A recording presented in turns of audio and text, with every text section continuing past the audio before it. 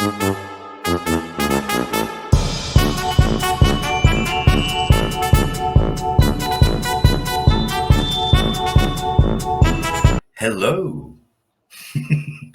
I'm not used to being the person to talk first. This is very strange for me. Welcome to Chaos Friday on Pantsless Tables, where we are truly chaotic because I'm DMing a game of Dungeons and Dragons today. I am your resident dungeon master, Mike. You can find me on Blue Sky at Run Like Craig. I know my own promos. It's fine. He, him pronouns. And today I will be playing everyone and everything other than what is taken by our delightful players. The first of which I will throw it over to Hector. Hello, my name is Hector, aka Okami, at Keiichi Okami, all over the internet, mostly Blue Sky. I am Wait 1 second. really excited to be playing today in this wonderful one shot. Oh, wait, can you hear me? Check, 1, 2. Chaos Fridays. Chaos Fridays indeed. Do you guys hear Hector? It's Chaos Fridays, Yes, we y'all. are. Yeah, we can hear Hector. Hector. Yep. I don't hear Hector. Yeah, they can all hear me. This is great. No. We started off strong. I will throw it to someone else while we rectify that. Let's go to one of our newbies. Let's go to Apri. Introduce yourself, please, and your character. Hi, I'm Apri, she, they pronouns. I'm Smartacot mostly everywhere. I'm playing Cotton Candy, any pronouns, and they're a bard, but they're kind of shut at their job, and they can't keep one for much long because, well, they're not very good at it. But yeah. And they also look like a clown for some reason, like a literal clown. But yeah, it's me. Awesome. Throw it to someone else. I'm not in charge. Rice, do you want to go? Sure. Hello. Hi. I'm Rice. Rice Cakes. People may know me from the Unrussian Dark Waters, and because it's the day of the Dark Waters, today I decided why not chaotically pop up and make it everyone's problem. Yeah, I'm playing. Wait, I forgot the name of my own character that I've built like 30 minutes ago. Amarie. I don't know how to pronounce my own last name. It's fine. Don't worry about it. She, her pronouns. Warlock Paladin. A soldier with anger issues. That's all I have to say. You can find me at the original Rez on Blue Sky or Twitter. If you want to check out some of the art that I do once every blue moon when university decides that I have time. Yeah, pass it on, please. I have nothing else to say, and I'm scared I'm gonna make a fool of myself. So go. Okay, I'll make a. I'll do it for you. There we go. I'll make a. See, there you go. I'll make a fool of myself, and then we don't have to worry about it anymore. My name is Chanelle. You can find me pretty much anywhere online at Chanelle. And today I'm going to be playing a tiefling wizard grad student named Charlotte Lej. I also have a hard time pronouncing that word because it's not a name, it's a word. Lajablesse. Charlotte Lajablesse. And she's really tired. And I think that's all I have to say. This is great. I don't know what happened. He, they pronouns. I am going to be playing the fabulous Dristan Azulehu, who is a magician of sorts. Awesome. I think Steve is going to have to do a little refresh. So we're going to go to be right back because that's how the cool kids do it. We just introduce ourselves. 1 second, Mike. Just 1 second before we leave, people someone just starts saying, shit. Shit. Okay, again.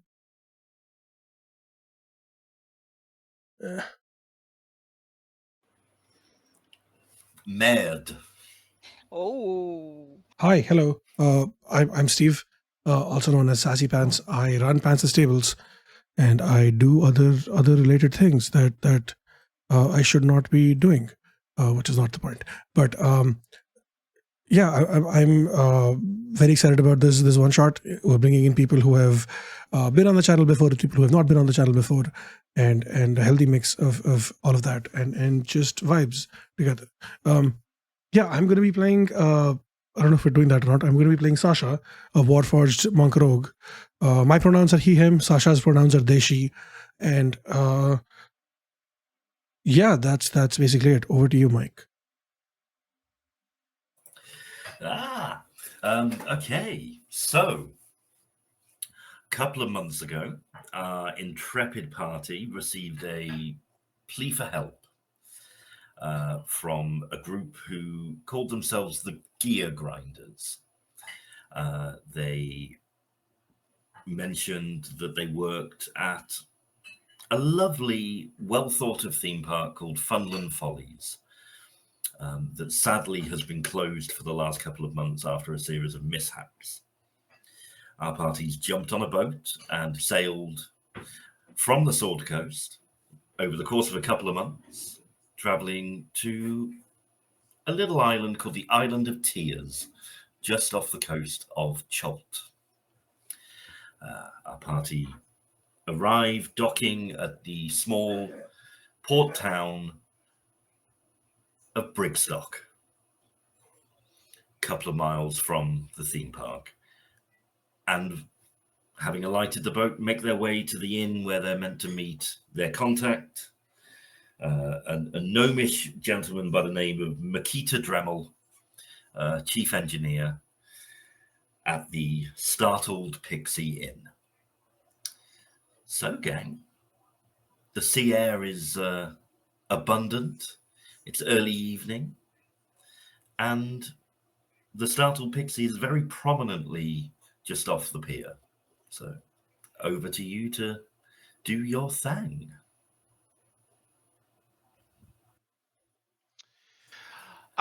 So I'm gonna guess we're gonna go over.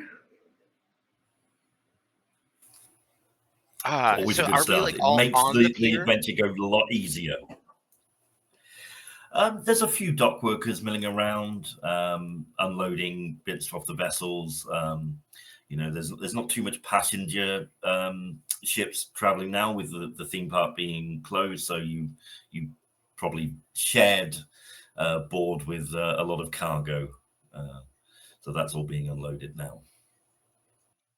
You are free to approach anyone on the docks, or you can make your way into the inn. It's as I say, it's early evening, about 5 p.m. Okay. So standing on the docks is my character, and I'm just going to describe what they look like. Dristan is an incredibly handsome gentleman with beautiful long silver hair, intense dark, almost midnight blue eyes, wearing a really over some like so he's wearing plate, but it's like really almost like minimalist. It's not like big and bulky. There's not big pauldrons. It's very like um you know breastplate, greaves, you know, leg armor, but it's all very like sleek and well maintained, uh, decorated, with the finest of leather, the finest of tempered steel, um, on a swimmer's frame. Essentially, he stands about 6'2". And then over the armor is just a really nice, uh, light, almost like a pale blue, kind of stretched over it like an over tunic, um, and a lovely deep uh, reddish belt that kind of like gleams with maybe some magic. The belt is a little bit studded, and there's all kinds of interesting arcane symbols embossed into it, and he has like a really nice like deep blue like overcoat, like overrobe, and then he has a connular hat that is an intense red, that has like a gold uh sort of like a zigzag on it, um and at the end of the hat is like a oh, those things that you see like on the end of like a dongle made of like golden like woven thread that has like a star similar to what's on my hat, like charm on it. uh and he's got a shield strapped to his back that has a symbol of Mistra, uh, goddess of magic, on it, and a lovely scimitar hung on the belt, and on one side, and then the other side, a long sword. Both of them beautiful, polished. Has all of this like interesting regalia, and it is a very, very clear that he is some kind of warrior or priest of Mistra. Like he doesn't like hide it. And just sort of has this warm, sunny disposition, uh, and starts making his way to the inn. You certainly get a few looks. They're not used to seeing too many people in plate armor around here. So you've made an impression on the locals. They know something's going down, but they're not quite sure what. So yeah, as you approach the inn, do you guys want to tell us kind of what your characters look like? It's probably a good point as Hector's kicked us off, so we know what motley crew is walking into this quiet business. I think Amari would be sort of hanging out in the back. Those cats who just seem to be looking at you with hatred. That's pretty much how Amari looks the whole time. She's scowling. She doesn't mean to, but she is. She's scowling and she looks like she's going to snap someone's head off. She's really, really tall, being a Goliath and all. Braided hair, a lot of like, you can see that is the build of a warrior, not to mention the armor and the fact that she literally carries a great sword around. Whenever she sits, she puts it down and the table shakes when she just drops it, right? It's like a thud and the table kind of jumps. She doesn't seem really that bothered. Uh, Despite scowling the whole time, she's just acting kind of stiff, almost like she's awkward, like she doesn't know how to properly act when there's people around. But that's just how Amiri is, considering that the party probably has traveled with her a long time. They know that she seems mean. She seems like she wants to kill you. She's just constantly very confused about what to do. It's sort of like um she doesn't have a lot of emotional intelligence. Cool. Sure, she fights well, but she doesn't know how to deal with people. That's fine. Blunt instruments are effective, Exactly. Why talk when you can swing a sword? What about Cotton Candy? Are they in full clown regalia or a little No, bit so understated? they're essentially wearing what looks like pajamas, but like it's like red and yellow striped, and they have they're a gnome also, so they're very short in this party of apparently extremely tall people. They have like a lute strapped to their back, which looks like it's gone through quite a few paint jobs, which it shouldn't have been. But like it's almost like every time Cotton Candy was hired to do some sort of job, they tried to paint it over to kind of match the vibes of the job. Um, they also have like makeup on, which like I don't think they're very good at it, but they try regardless. So it's just a mismatch of like colors that don't go very well. Like the eyeshadow is a different color, then the blush is a different color, the lipstick is like bright like green or something. It's all like green and red and pink and just colors that don't go well together. And I'm gonna say like they have kind of longish hair that they've like tied up in a bun, and they've put on like a little one of those little cap thingies that like covers your hair like the way like you would put on like before you sleep or stuff. And that's bright red, so that is what my clown nose is essentially. It's my hair. And yeah, like the party would know that like generally Cotton Candy is like kind of stupid and silly, but for some reason this particular job has them very pissed because, well, they didn't hire me, they rejected my CV. But yeah, that's me. Excellent. Wonderful. And Charlotte, what does Charlotte look like? We just disembarked from a ship, correct? Yes. I think Charlotte is trying her best to pick up the ink pot and the books and the papers and the quills that she had out throughout the voyage, because she was so engrossed in whatever she was writing about that she didn't realize that everybody else had already started to prepare. So she started preparing too late, and now she's just kind of like scrambling. And she is wearing this kind of dusky purple jacket that has like, I don't know what this kind of jacket is called, but it's got a collar like this. And she's wearing like a dark velvet turtleneck, kind of like it's like a dress, but it has two slits on the side, and then she's wearing these kind of silvery loose fitted pants underneath with like a leather belt.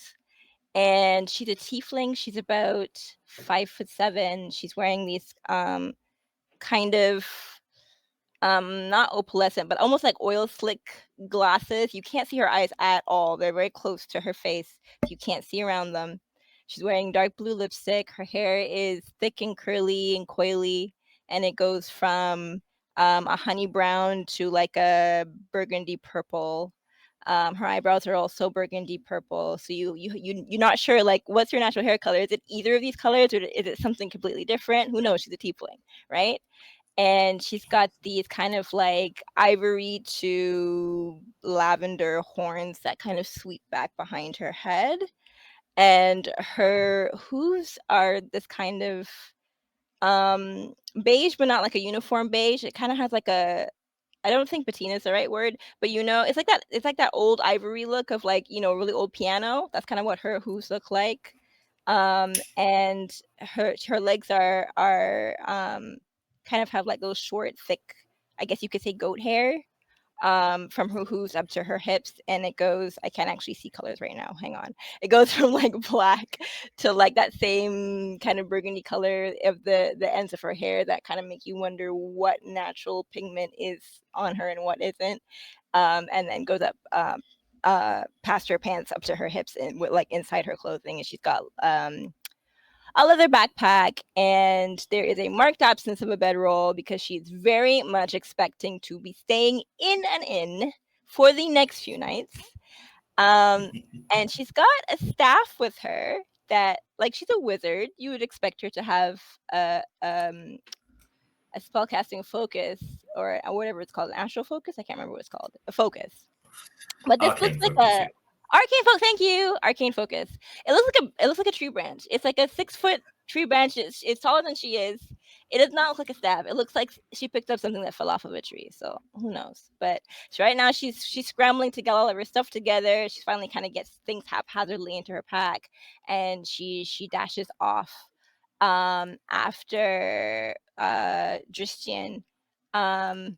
And then, but as she is like leaving the darkened area where they were before and coming out into the lighter open area where there's a larger amount of people, she goes from this like scrambling to catch up to just suddenly like calm, collected. Everything's under control, but she's still walking very fast because Rasheen is a lot taller than her, and she's trying to keep up. I mean, so like has an air of poise about them, but like is visibly scrambling to keep it amazing. Love it. Yeah. And Sasha, our Warforged monk / rogue, what are they wearing, Steve? What do they look like? Okay, so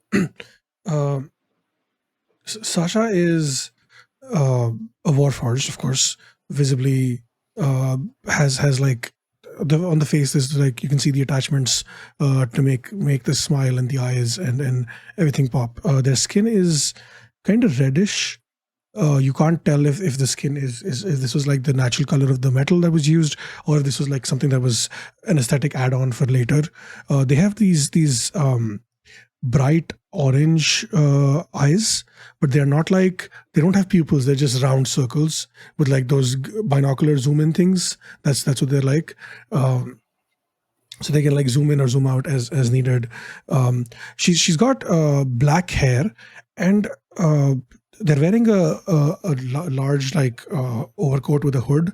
So when you take off when they take off the hood, as they get off the, imagine like taking what they take a step off the ship and they lean their head back and they take off the hood and then shake their head around, kind of sort of like a Bond villain, or like James Bond stepping out of the ocean, but like there's no ocean to step out of just yet, and just shaking their head. And you notice that they have these blackish, white, grayish colored horns, kind of that look like tiefling horns.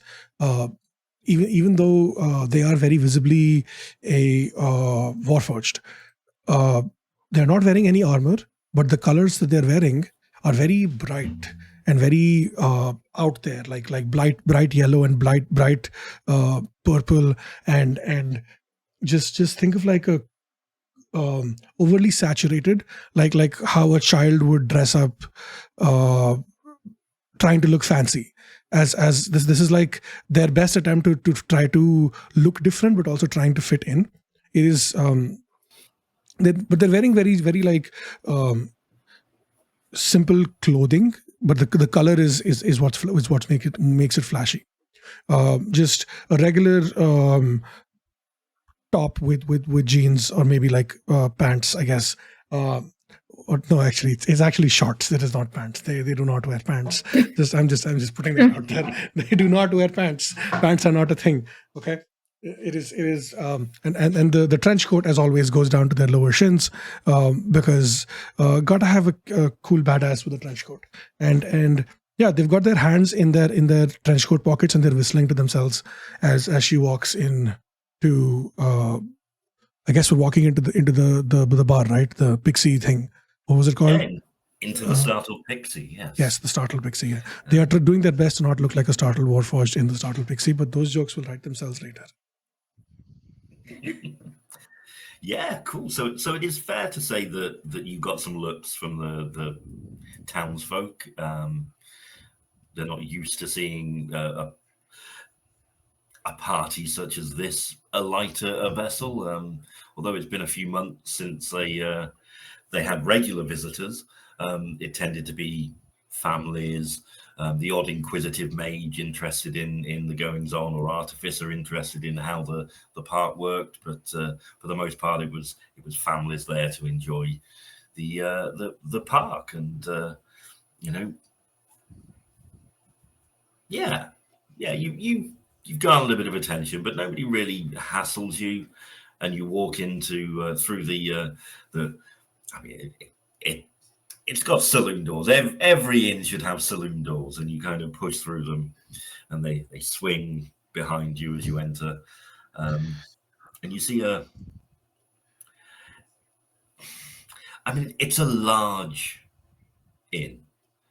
There are comfortably sort of tables and seating that could probably fit a good 100 people or so in. But there are probably half a dozen people in here at most. If any of you have ever been to a seaside town out of season, it's got very much that feel about it. It's kind of like there are locals, and that's about it. There's a half-orc gentleman behind the bar, busy polishing glassware and trying to kind of keep himself occupied. And there's a couple of groups of people. If you guys want to give me a perception check and see whether you can spot your contact, please do. We'll have the first rolls of the game. Okay. Perception.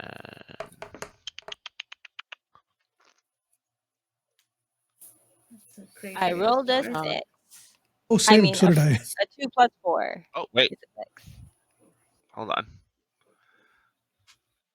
15. Nice.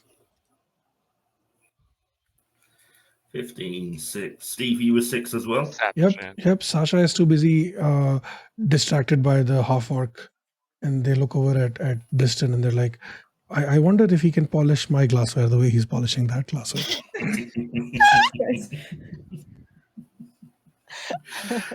Personally, I what don't did Cotton understand Candy why- roll? Yeah, what did Cotton Candy roll? Cotton Candy is also too distracted by Sasha. I rolled a natural one. Oh, I rolled an 18. Okay. I'm just like, you just walked 18. in here. How are you already this far gone? It has been 2 seconds. Please get your shit together. We've been at sea with a bunch of weirdos for the last 2 months. What do you mean, how am I already? I have been this Hey. far gone for the last 6 weeks. Okay, I will have you know that I am not weird. You're wearing clown You were makeup. there with us.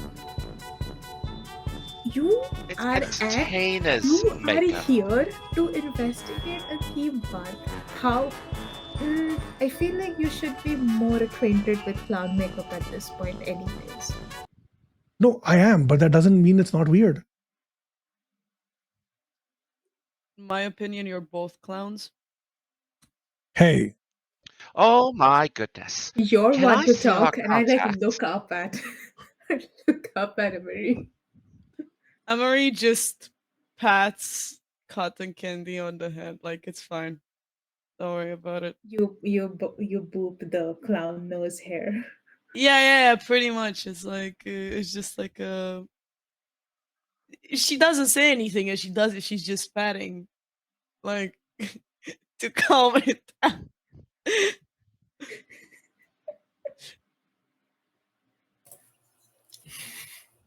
Okay. Charlotte is standing in a very awkward place in this very vacant room because she just kind of entered and then had a thought and brought out a notebook and quill and just like hit the brakes and started writing. And so she's just in the way. And that's why she Brilliant. rolled a 6, because she just went into her head. Mary would So- sometimes. So mold Amory her and around. Tristan, like, Yes. you've got all this distraction going on around you, but you both kind of scan the room and you do see what you assume is your contact. There's a small gnomish looking gentleman waving at you from a corner table, quite blatantly kind of beckoning you over. Oh goodness. Come.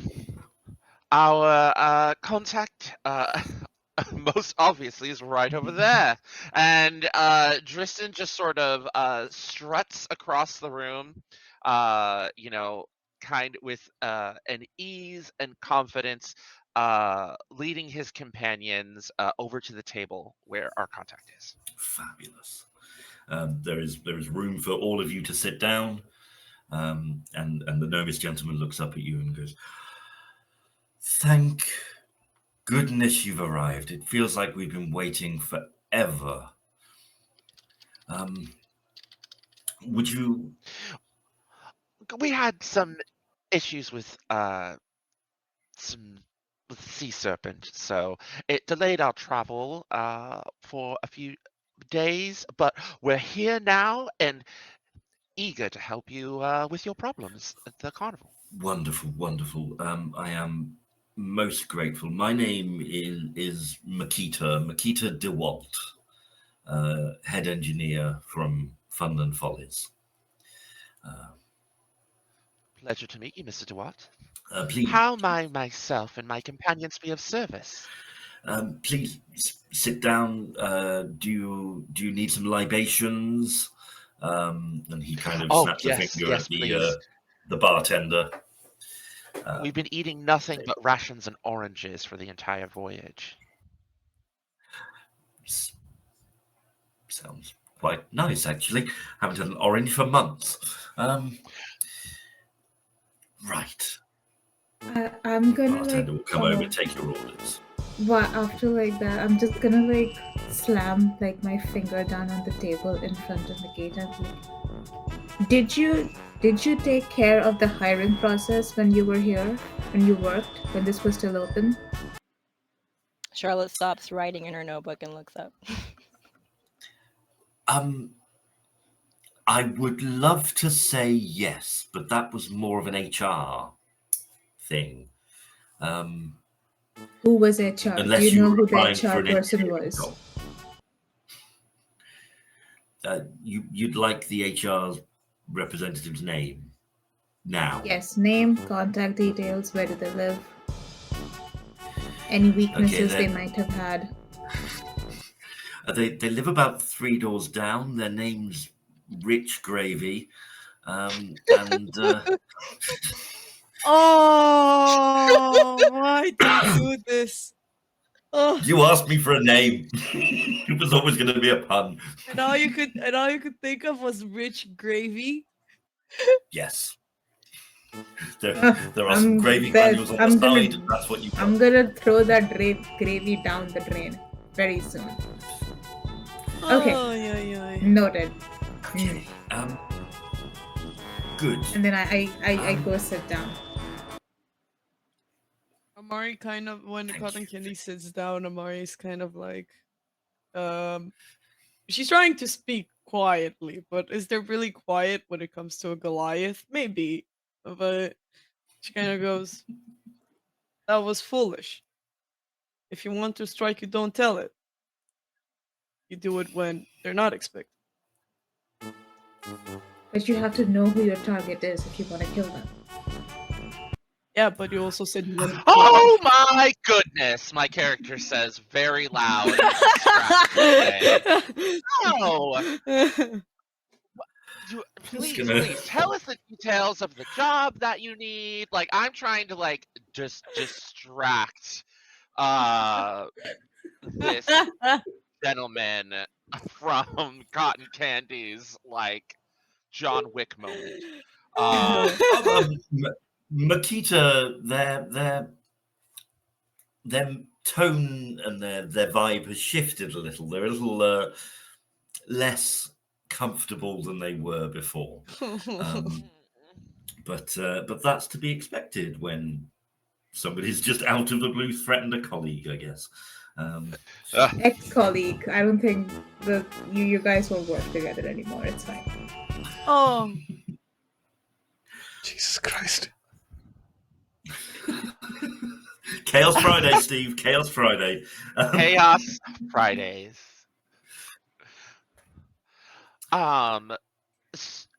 So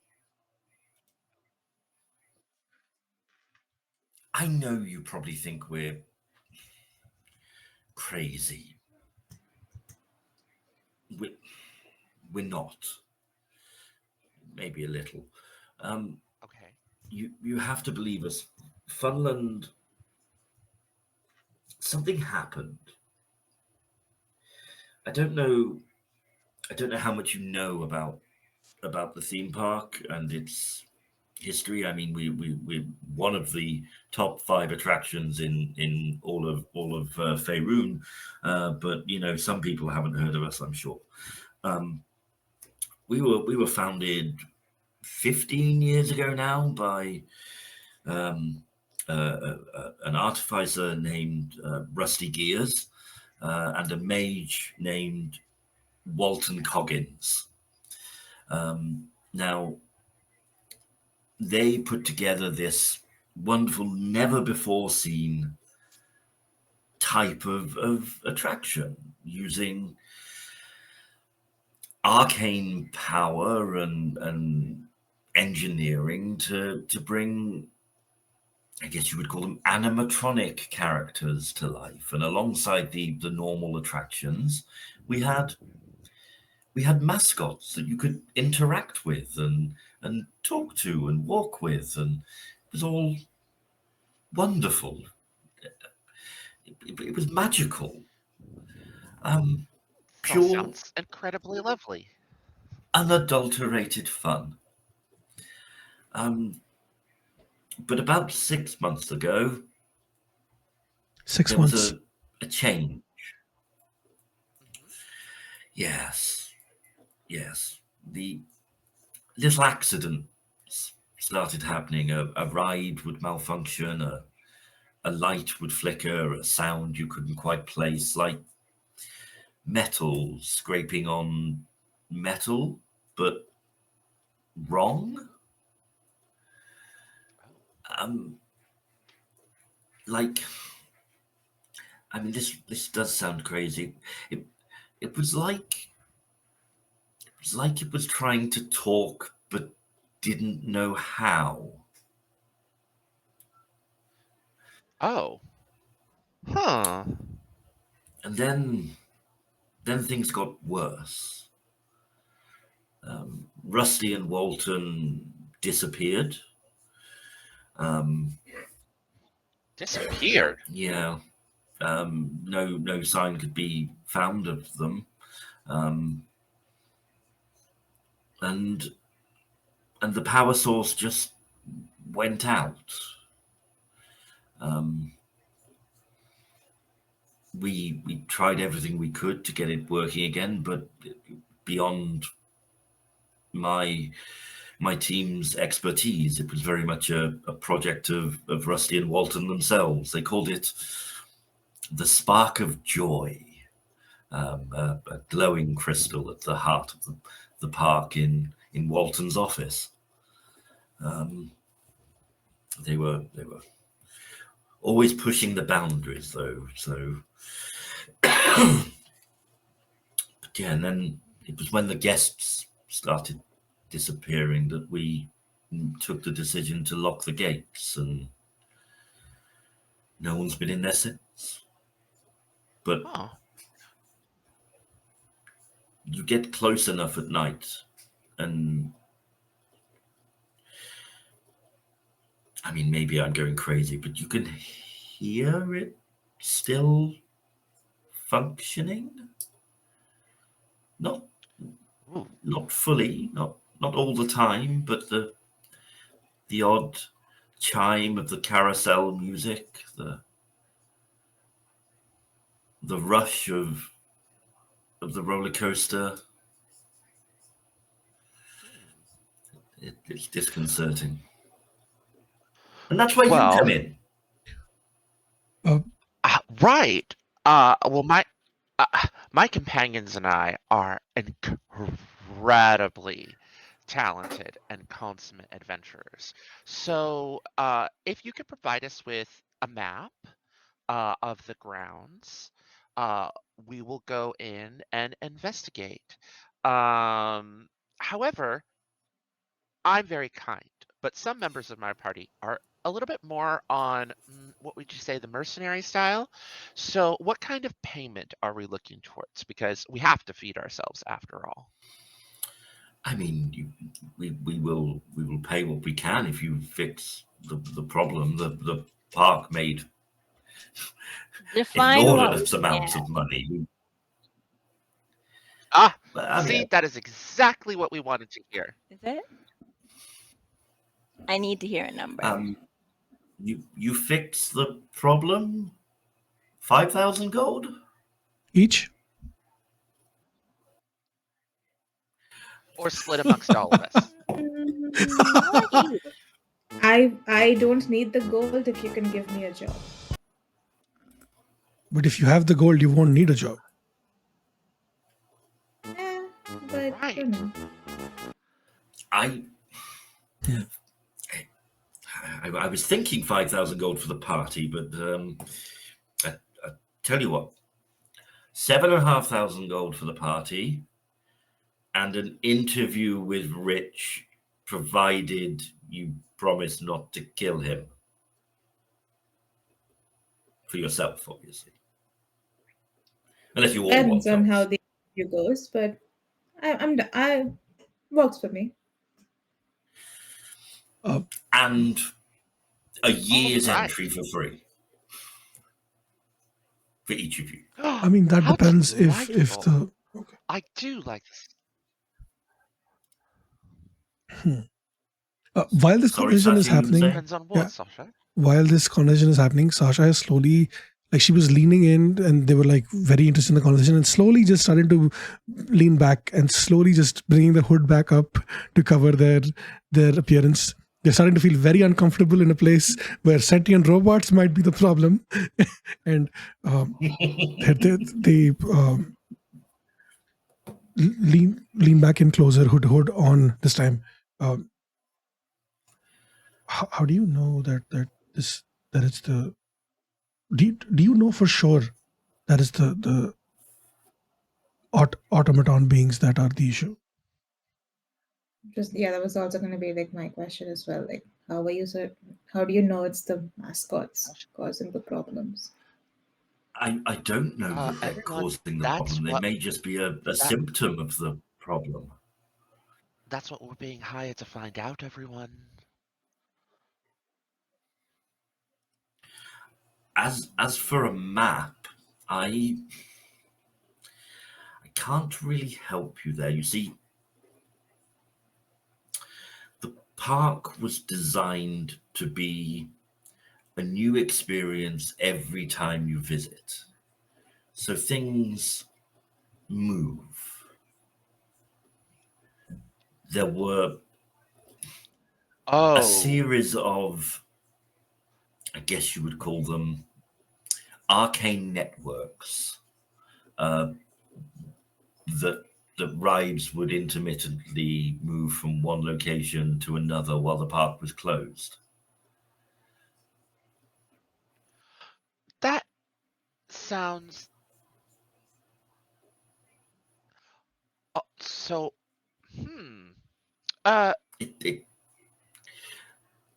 Don't ask me. It's again beyond my level of understanding. How would... I don't understand. How would you plan your day if you don't know where the rides are? Well, we would get a briefing in the morning from Rusty and Walton, and they would tell us which rides were where and things in case of engineering issues. No, I meant the people coming there with their families. Oh, we would publish a map on the gates every morning. Once, you know, we don't just open it to chaos. I mean, what do you think this is? Some pantsless table stream? Wow! Fuck you, but also wow.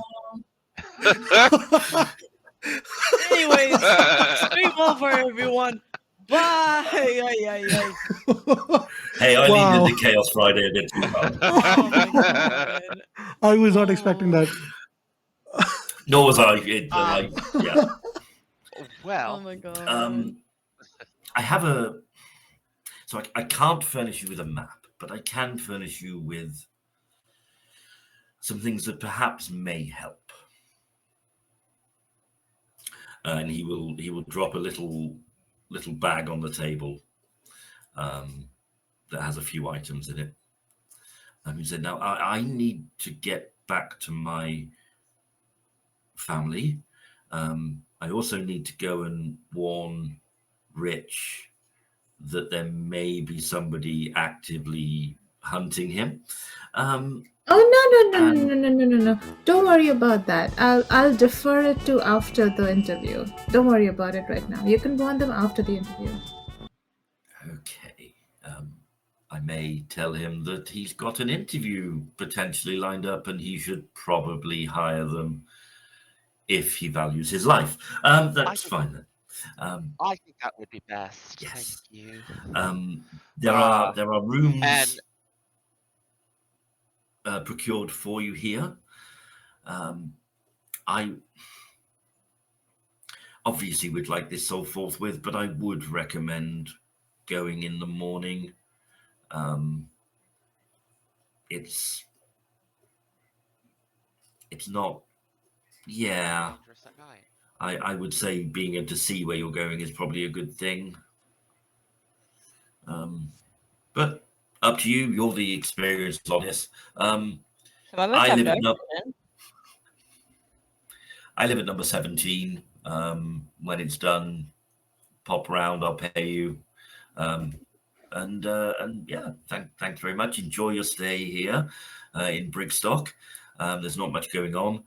Lovely little Italian restaurant down the road, though, because that's a thing in Faerun. Italian is a whole thing. I've just decided. So yeah, I'm going to go because, frankly, you all scare me. Listen, if you were not afraid of the people that you've hired to Sorry. fight whatever the fuck we need to fight, then would you even want us to be here? Would you even hire us in the first place? That is a good. Sasha, I don't think you want the answer to that question.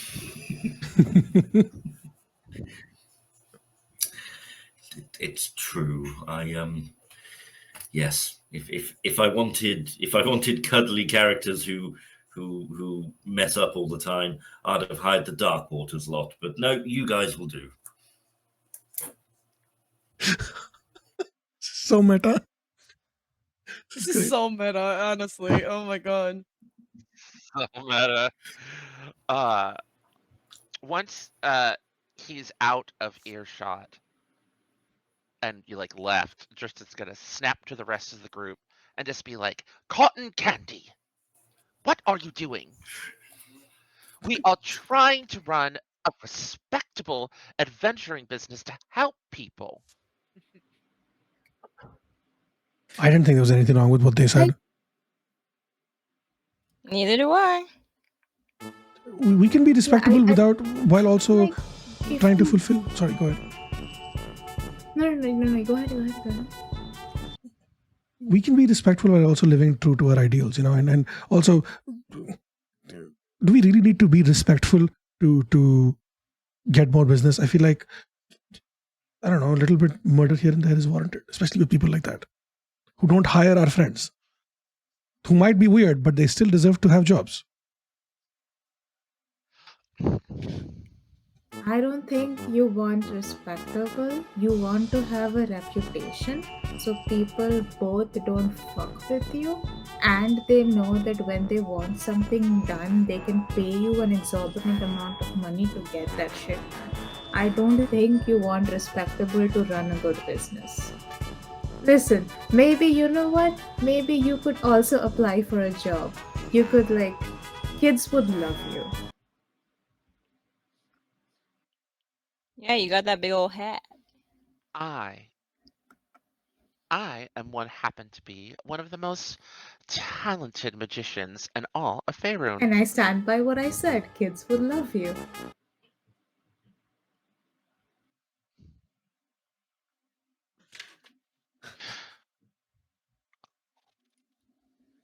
Do we want to go headfirst into the situation at night, since that's when it's most active, or would we prefer to go when it's safer, in the morning? Well, I can see in the dark and I want to see what's happening, so I vote now. I'm down to go at night too. Don't make me choose. If night is when the things are moving around, then well, Just check it out. Can't be that dangerous. famous Well, last words. let's all go. Let's have a meal. Let's have a bath Mm, and head out at sundown. sounds like a plan. Okay, decision made. Just need to ramp up the danger level. But, yeah, choices. You were warned. I mean, I don't know why you were expecting to like say that stuff happens at night and then specifically tell us to go in the morning and then not expect us to go at night. Because horror movie tropes. I just have to put it out there, you know. We're heroes from Faerun. wait. You know, somebody had to be the old man at the gas station yeah, saying, no, so- "Oh, don't go there," you know. Yeah, no, of course. But yeah, no, that's what we're gonna do. We're gonna get all nice, cleaned, bed, and then we're gonna roll on this place. And I'm gonna let me see here. What am I gonna do? When we get to the front gate, even though I know my Charlotte can see, not the case with the rest of us. So my character is gonna pull out this orb, this polished like crystal orb that he has, which is his arcane focus, and I'm gonna cast light on it. So we can have some illumination going into the carnival, and I'm just gonna kind of stop in front of where the map would be posted and just sort of illuminate the front and see kind of what we're working with, because even though the inside, I kind of want to get an idea what the outer structure is before we go in, and to give everyone else time to prep any kind of like long running spells they have or anything like that. This is like what Tristan is doing. Did you open the bag that Makita gave you? Or? Yes, I want to do that. Yeah, I want to do that while we're still at the inn, and I will ritually cast Identify. We'll deal with that, and then I'll describe to figure out what everything is. Yeah, so casting Identify. Okay. Yeah. The first thing that drops from the bag looks like a metal finger with a hinge in it. Upon casting Identify, you will find out that this is an animatronics finger that has been crafted into a whistle, and it is strung on a frayed piece of wire. It's called the Whistle of Warding. When blown, all animatronics within 30 feet must make a DC 14 Wisdom saving throw. If they fail, they are stunned for an entire round. Mike, I need you to be very clear with me about this. Do I count as an animatronic? Yeah. No, there is a functional difference between a Warforged and an animatronic. These things are very clunky, not smooth design at all. They're very Five Nights at Freddy's animatronics. Well, the pieces are coming together. there it is. I'm going In to many smash ways. that thing to bits. The second item in there is a pair of thick rubber gloves. These are called static gloves. They make the wearer resistant to lightning damage, but if they absorb 40 points of lightning damage, they will then malfunction, and there is a chance that they could emit a burst of lightning damage of that 40 points in the area that you're occupying. Ooh. So useful, but not. And there is a small golden key that has a label attached to it called Emergency Override Key. And on a dexterity check success of 15 or higher, you can insert this into one animatronic and cause it to shut down for 1 minute. They are the 3 things in the bag. Distribute them as you will. There are no sheets for them. Make a note of what they do. Because I made these while we were vibing before the game. Cool. All right. And so my character, after everyone has had their meal and bathed and he's done these rituals, he is going to describe in detail what every single one of them does and say, so who would like to carry these? The gloves are risky. I think that our Goliath friend probably should take these. But that's just my suggestion. Anyone that feels comfortable, but they're quite dangerous.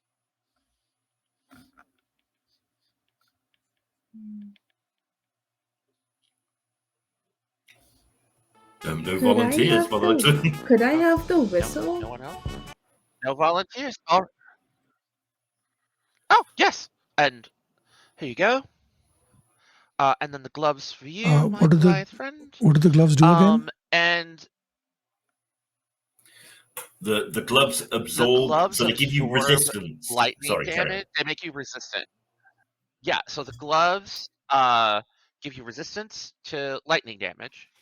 But once you've absorbed like 40 points, they might malfunction and then emit a burst of lightning damage into the area of those 40 points.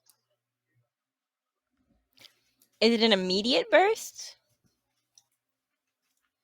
So it would be a 10-foot radius burst. But is it immediate or is there a roll? There is a roll. So yeah, there's a roll. roll. Would be, if you fail the roll, they will malfunction. And yeah. So you can't really charge it up and throw it on purpose. If you're not surrounded by allies. I guess you can choose to fail, right? Choose to fail the roll and then That's an idea. So that possibly we will see. It may still require a roll, but maybe the DC would be lower.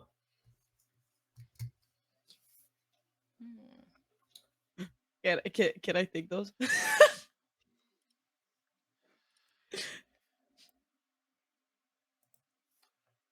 Yeah. So gloves. Sasha. Gloves are going to Apri. Whistle to Cotton Candy. Yep. And then it's the key. All right. Now, who would like the key? What's that do again? Oh, you can put it in to one of the automatons and shut them off. So you might not want this because I know rushing headlong into battle isn't really your thing, Charlotte. Oh, if there's I think this should probably. If there's a key, then I can I swap out. I can swap out the gloves. Would you like the key? You're really. Well, Sasha's very fast. That's true. I do have the zoomies, yes, sure. Yeah. That's true. I think Sasha has the best chance of getting this into one of the automatons and turning it before it could harm anyone. I was like, sure, yeah, I'll do it. Cool. All right. And then, I hand the key to Sasha. Okay. And Charlotte, we're just gonna have to use all of our spells and magic tricks as best as we can. Oh, poor us. Mistra's on our side. It'll all turn out all right. Sure. And I guess, Mr. GM, like, we smash cut to looking at the map that isn't that useful with the globe of light looking at it. Yeah. I will also say, just because I'm a benevolent GM, there are 3 potions of greater healing in the bag as well. So That is really helpful, but also very Woo! worrying that we need those. That is You're more going at worrying night. than I'm a benevolent GM. The second Worst your case GM scenario, I starts have a being- cure wounds. So yeah, the second your GM starts being kind to you, it's over. Yeah. Yeah, I think I'm gonna distribute that 1 to the wizard, 1 to me, and then 1 to our halfling friend or gnome. Or cotton candy. I'm Greater good. healing? Like I don't need the potion because I have healing spells. So I think one of the people who can't heal themselves should probably have the potions. Is a potion of what? Sasha, Greater healing. greater healing. It's not coming up Yep. when I type it. I just see of healing and then of healing greater. Greater. Yeah. There we go. Yeah. Yeah. Syntax. Backpack. Okay. So While Tristan is looking at the map, are there like any little like critters around the area?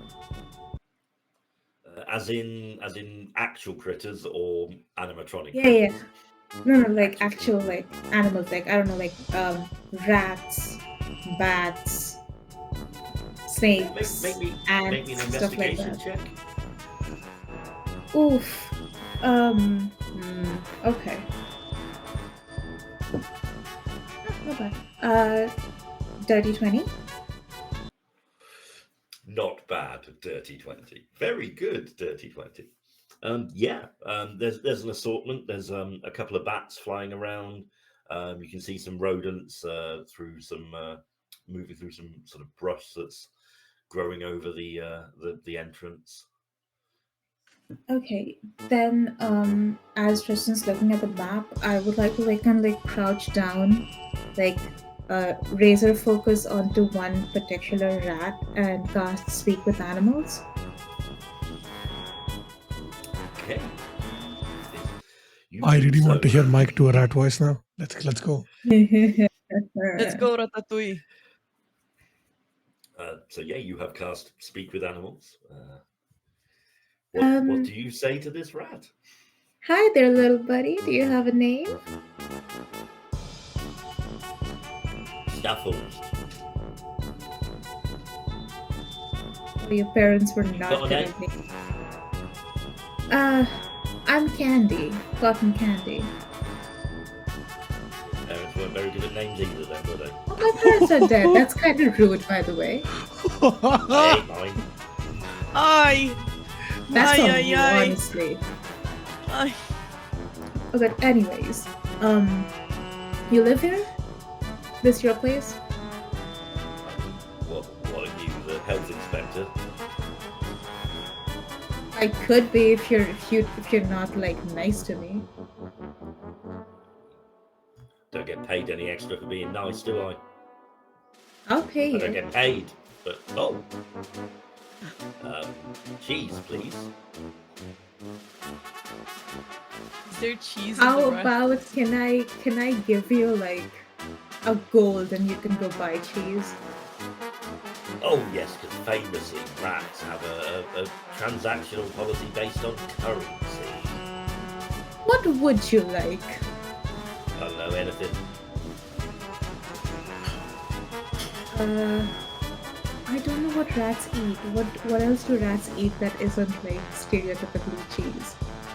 Anything. From Anything. cable cords to Any Yeah, corn I don't, pie? I don't know what I have. What can I give it? Give the little guy. Hey, so Eat we have rations. general rations. Yep. So Yeah, we're probably I'll gonna hold have out. like summer, like we might have some summer sausage, some dried jerky. We might have some cheese. Wait, You Yeah, know, those are good I- things, so I want to keep that for myself. I'll see if I I got can you. get like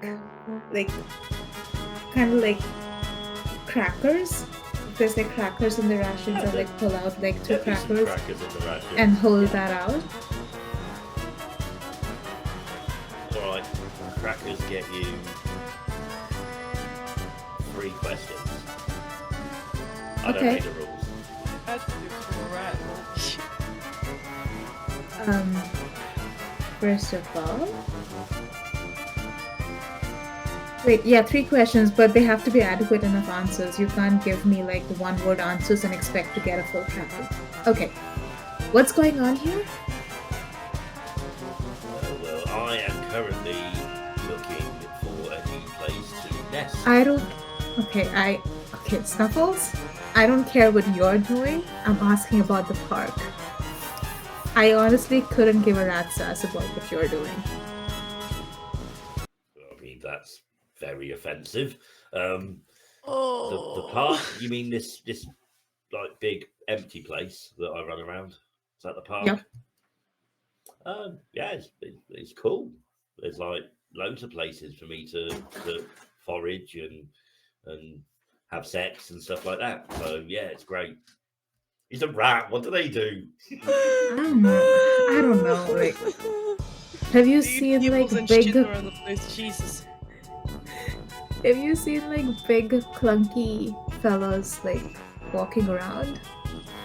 Kind of like, sort of like my friend here, and I point to Sasha, but like less intelligent, kind of stupid. He points at Sasha. Not them. They're not, like I said, like my friend. Not them, but just more Right. stupid than they are. I mean, it's all relative.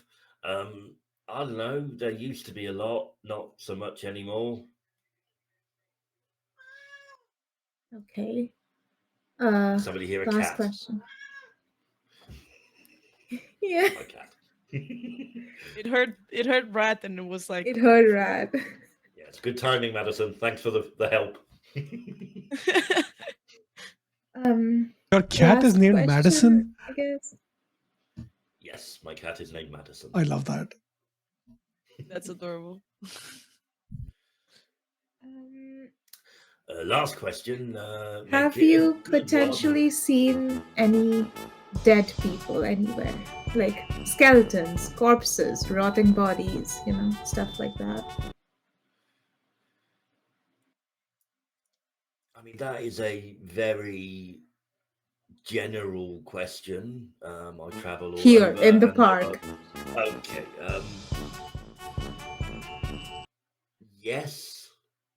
I mean, there was a bird the other day that had been dead for a little while. that Of was sort people. started to Of people. Oh my god, this fucking rat. Are you saying birds aren't people? I mean, that's They aren't actually. No one. well. You tell None of that you get to an the education, do Aarakocra you? who worked here. No, I haven't seen any bodies. If I did, I would be curled up inside them, gorging myself silly. So rather than here, talking to you. I roll my eyes. I give them the cracker, but I kind of like bonk them on the head with it and then give them the cracker. Thank you very much. A deal is a deal. A pleasure doing business with you. If you need anything else, please don't hesitate to ask someone else. Get out of here. Leave. You're not the boss of me. I will do what I want. I could step on you if I wanted to.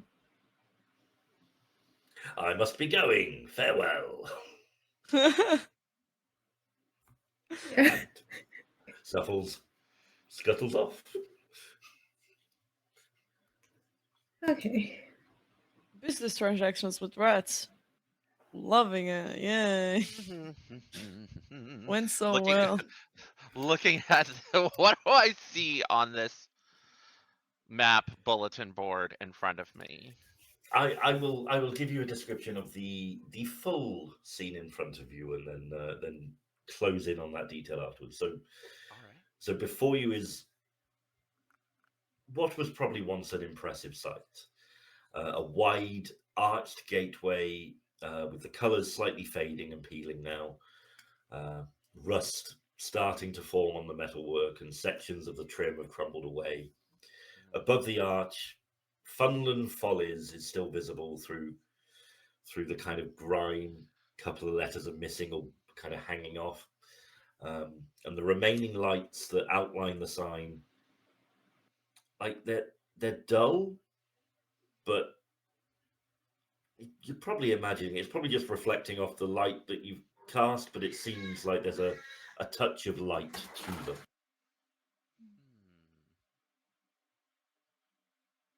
The gates themselves are heavy wrought iron, overgrown with vines. There are padlocks and thick chains securing them.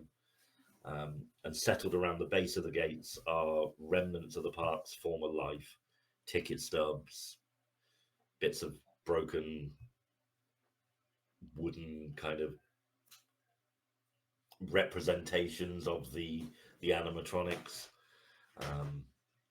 and the pathways that are cracked and broken. There's a dilapidated ticket booth off to the side, littered with debris. And yeah, there's a sign in front of you, like a poster board, that does have an old map on it. It's torn and frayed, but you can kind of make out a couple of features. If you give me an investigation check yourself, we'll see how much of that you can make out. I'm going to go ahead and activate Eyes of the Rune Keeper, which allows me to cast Detect Magic at will for free without spending a spell slot, and as to aid my investigation check, as I'm looking close at this map. Yep, it's fine. Sasha is just standing around kicking rocks at this point. She's like, "Come on, can we go in already? God damn it! I need to go home and sleep. This is exhausting." A 9. A 9. Plus whatever I see with Detect Magic. Yeah. So the Detect Magic, the map glows faintly, but you kind of feel like it's a residual, as if the map was drawn using magical means. So it was very much, I forget the name of the spell, but illusory script, I think it. Yeah. So there's the remnants of illusory script on it, which they probably used to be able to update it quickly. Right. You see a couple of details. You see that about midway through the park, there is what looks like a large lake, and you see the outline of a roller coaster track that clearly goes all the way around the whole map. So the roller coaster covers the entire park, and you imagine once it would have been quite a sight that you'd be able to travel the roller coaster and see everything from a high vantage point. Right. But yeah, other than that, not too much detail on it at all. Okay. Well, the roller coaster track is all around the park. There's a little bit of residual here. I just wanted to get a look at the outline. Why are you arguing with that poor rat? I was talking. Yes, and you're very mean. The rat was also mean. You didn't It's a hear how the rat sounded, okay? The rat was also being very mean. Okay, Charlotte's well, nodding. She's been watching intently because she has a huge interest in languages, and she didn't know what they were saying to each other, but she loved that they were talking to each other. Okay, well, let's make our way into the park. Everyone be on your guard. I can't I pull out like a little like kerchief just in case. You know, actually no. Can I pull out like a gauzy like piece of cloth to like dim the light? Like I don't want to hide it. It's just really bright. Yeah, so you effectively turn it into like a hooded lantern, and Yeah, you now have light cast out to sort of about 10 feet in bright Alright. light and then dim light further. Okay. Are the gates like padlocked, or can we just push them open? They are excuse me, heavily padlocked. Yeah, there are multiple chains round and padlocks, but I mean they look a little dilapidated. I mean, maybe some brute force might remove them, or you may want to just pick the locks and not cause any structural damage to the park. It's your If choice. everybody backs up, I can cast Shatter. Ooh, no. Save that in No? case we have to fight something Mm. dangerous. A moment. Sasha, could you hold this? And I go to hand Sasha the orb. I can hold anything you want, darling. Sure. Ooh. Oh, Sasha. Maybe after the adventure. And I gently and flirtatiously put the makeshift magical hooded lantern in Sasha's hand. And you see my character go up, look at where the padlock is, focus, and you see some, for flavor, the belt sort of sheen as Sasha, not Sasha, sorry, blah, as Tristan goes up, and he's like, "All right, let's see if I can." I have a strength of 20. Whoa. Can I break the padlock, or would you like me to roll? I will say you can break it. Are you attempting to do it carefully and quietly, or are you just Carefully, but not it? quietly. Like I want to so literally, if it's like a loop, right? Like your traditional like hood lock, I want to kind of put my thumbs in, and I just want to snap the metal so that we can undo the chains. Like I'm not trying to do like a but I'm not necessarily being quiet about it, if that makes sense. So carefully, Okay, so yeah. but not quietly. You know what I mean? Like I'm not trying to stop the snap from happening. Does that make sense? Okay. Yep, that's fine. So just a straight strength roll, then Okay. be a relatively low DC. So it's only a DC Right. 13. 13. Okay, gotcha. Hopefully this will just a straight strength check, not athletics. Yeah. Okay. Yeah, just strength. Do that. 17. Yeah, you pry this what was probably once a sturdy locking mechanism that's a little weather beaten. You pry it apart. There's a relatively audible crack as the chain breaks and falls to the ground. All right. And I'm just going to very carefully, like, get the chains because they're probably like heavy duty chains. And those I'm going to carefully like undo and set aside. All right. That was pretty loud. Everyone be on your guard. And then at this point, Sasha, are you good to illuminate our way? Oh, because I have the lantern. Yes. Okay. I just want to make sure because, your fists are weapons and I need to be able to. It's fine. Yeah, I got do this. my thing. And then I take the shield, like I unbuckle the shield off my back and strap the shield to my forearm and draw my longsword. And then kind of take point, but like in a way that the light goes over my shoulder, like kind of off, and I lead everyone in, looking around with my eyes of the runekeeper still up in case any enchantments or anything come for There us. is there is residual magic everywhere. Very, very faint, but there is like everything glows slightly with your eyes of the Runekeeper. Charlotte, this place is covered in magic. Damn. Charlotte takes a second actually to respond to you because she just suggested breaking a lock with a spell to another spellcaster, and then he was like, "Nah," and broke it with his hands. So she just kind of like, "What the fuck?" for a little bit, and then comes back to reality and is like, "Sorry, say that again. What?" Oh no, this place is covered with magic.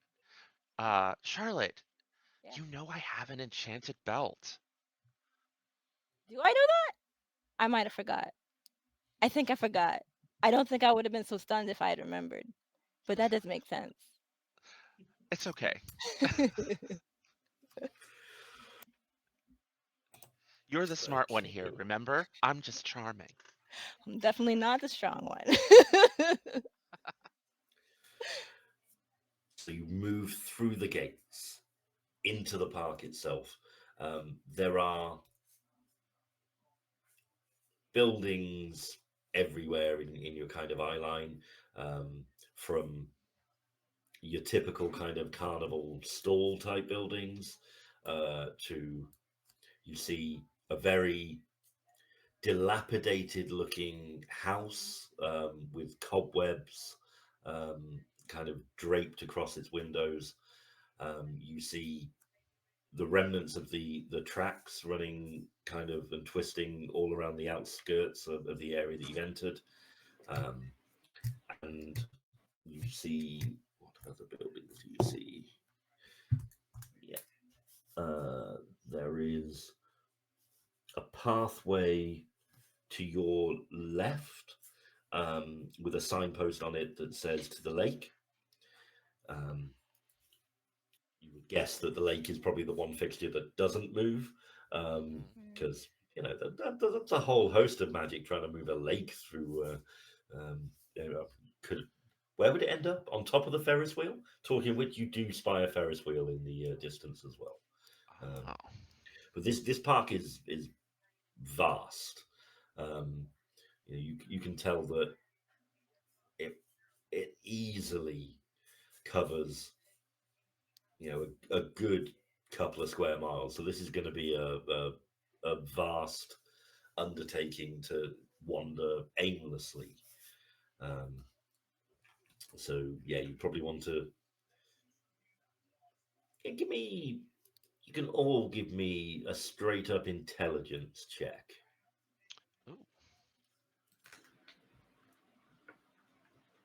21. Told you were the smart one. I am smart. 4. I got an 11. A 11. 13. Just waiting for Rice. Sorry, random question. Should I have started the game with 2 portent rolls, or should I wait? But it's a one shot, so we're probably not gonna have a long rest, right? Yeah. So do those now if you want. That's fine. Okay, cool. Fuck Rice, my what was your intelligence intelligence, check? but 18. 18. Yeah. See. Yeah, but I have a -1 in intelligence, so. Hey, And you're still good. You, Emery, and Charlotte probably come to the conclusion around the same time that following the tracks is probably the best way to ensure you're going to be closest to points of relevance.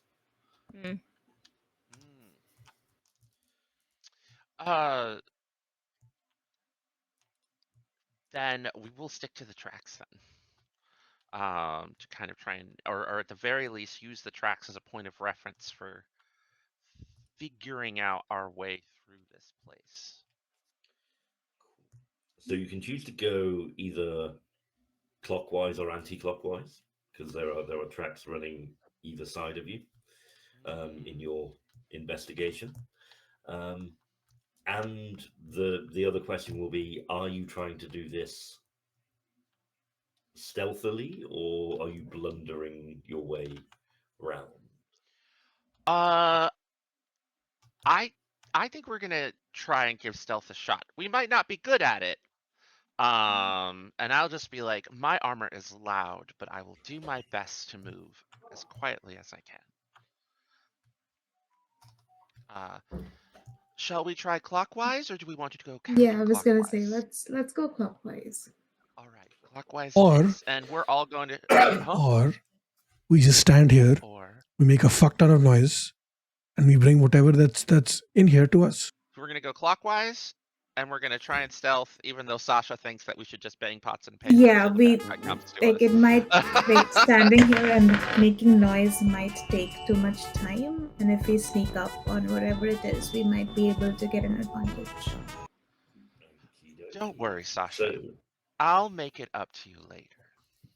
you know what next I'm going to ask for next. God. Then, if you're All trying right, to be quiet. stealth checks. All Interesting. good. Time to make my Okay. stealth check at disadvantage. So Charlotte has hooves and a -2 in stealth, so this may become a Porque no lo estoy situation.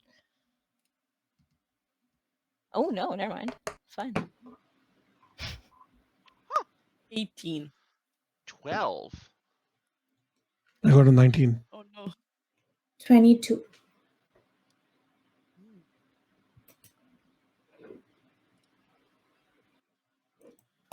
Uh, 19, 18, 12, 22, and 13 is what I got. 13. Sorry.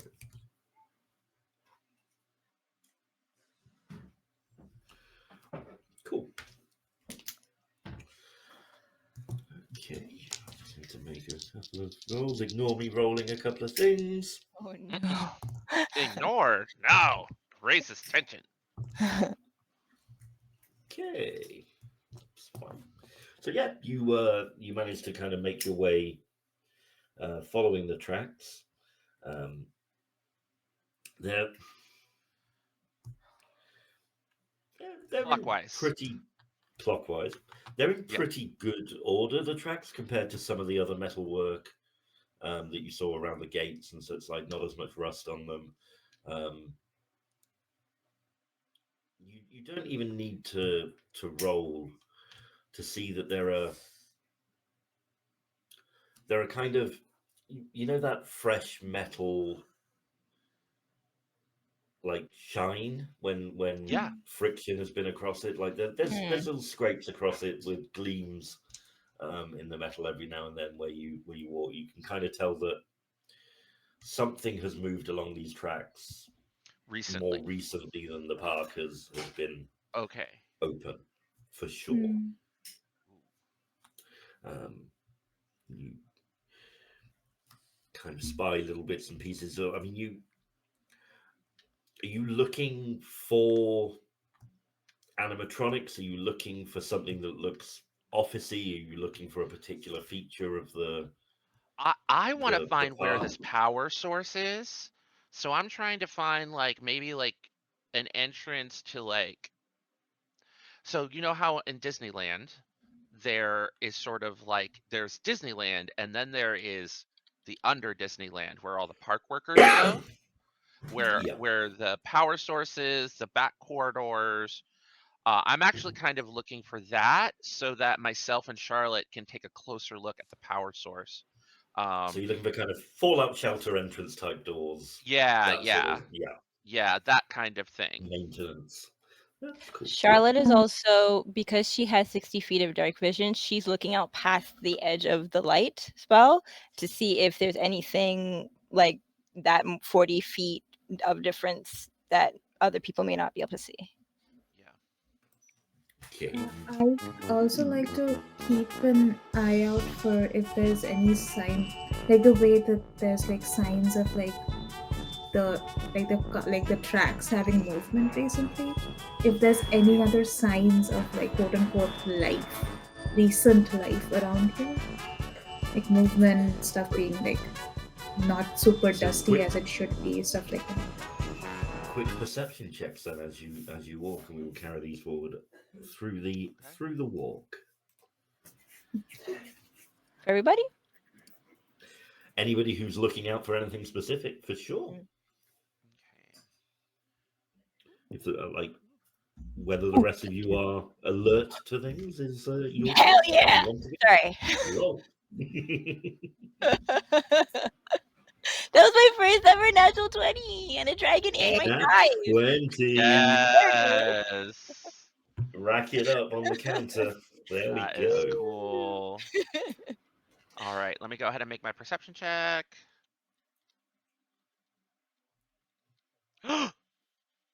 23. 21. And Hey, 21. we play Good Steven. rolls all. Yes. Okay. That. Very interesting. Sometimes my I'm so intuitive dice on blind. D&D Beyond are kind. I'm so blind. I only got a 14. 14.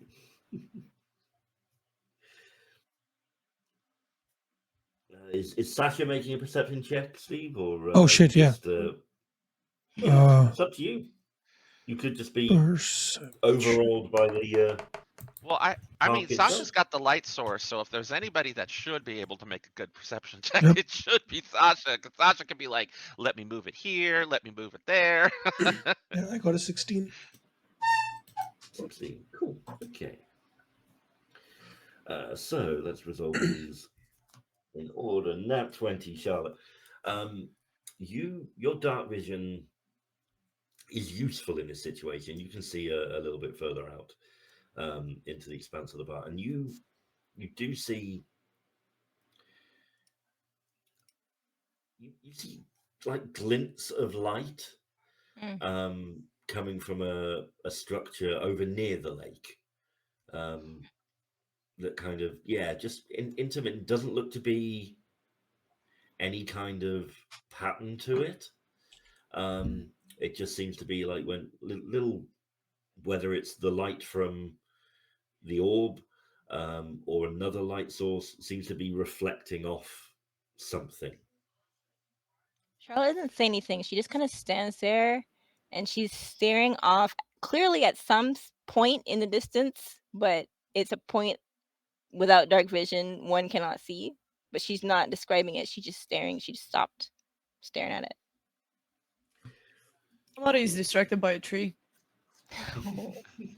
Driscoll, you don't notice anything that looks kind of maintenance-y. But in the same sort of direction as Charlotte's looking, you do see what looks like an abandoned. I mean, if golf buggies existed in this world, it would look like an abandoned golf buggy. Oh, okay. And you see the word maintenance written on it, so you like that's clearly like part of the vehicles that the maintenance crew used to get around has been abandoned. Probably about, I mean, you're about 30 feet up in the air at the moment on these rails. Yeah. Or are you following underneath them? I assume you were walking kind of on the we're rails. walking on them. Yeah. Yeah. So you're about 30 feet up in the air. I assume that the rails were like on the ground, but if they're going up, I also, like we're, they intermittently, they kind of go up and down to give the roller coaster effect. Gotcha. No but worries. They don't get much higher than 30 feet in the air. It's a gentle kind of ride around the park. I would definitely say on top of the rails, like maybe even in character. I thought, oh yeah, these rails are gonna. Oh, we're going up. But yeah, no, I'm gonna take the fact that we have a higher vantage point because I think that would be better. And there are who knows what's means of getting underneath. down at any point that you want to. There are struts holding them up that you could climb if you wanted to get down. But yeah, it's about 30 feet out and about 30 feet down. For where this cart is, a little bit further from where the building is that Charlotte saw the glints of light. And was the building on the other side of the lake or on this side of the lake? Or like in the middle? On this side of the lake, definitely on this side of the lake. All right, I'm going to wait until you describe what everyone else sees, but I am going to say something to Charlotte. I just wanted to put a pin in that so I don't forget. The other two don't really notice anything out of the ordinary, but Cotton Candy, you're kind of a little bit further back than the other two, and you distinctly hear like a slow screech of metal on metal, almost like metal straining against itself, and it lasts for about 3-4 seconds, and then just stops. Does it sound like when Sasha moves? Like, is it like the sound of like something metal trying to move, or is it like just like a cart on the tracks kind of a metal sound? It's like if a cart was trying to move on the tracks, but its brakes were on. It's very like there's a resistance to it. It sounds pained, I guess would be the way you would describe it. Mhm. Is that like coming from like kind of behind us? It's coming from everywhere. I see. You're not Okay. sure of the point of origin. Like, yeah, it kind of just resonates through you more than a sound that you're hearing. I will just very quickly like bring that to everybody's attention. Like, oof, I hear the kind of metal sound that the gnome was describing back in the inn. I can hear it, kind of, and I'll just like bring that to everybody's attention. I'm gonna. Charlotte, what do you see? Thank you for pointing that out, Cotton Candy. Can I hear it now that it's been pointed out?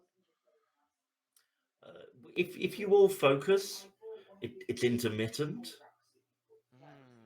but Okay. you can hear it. Yeah, if you focus, you can hear it, and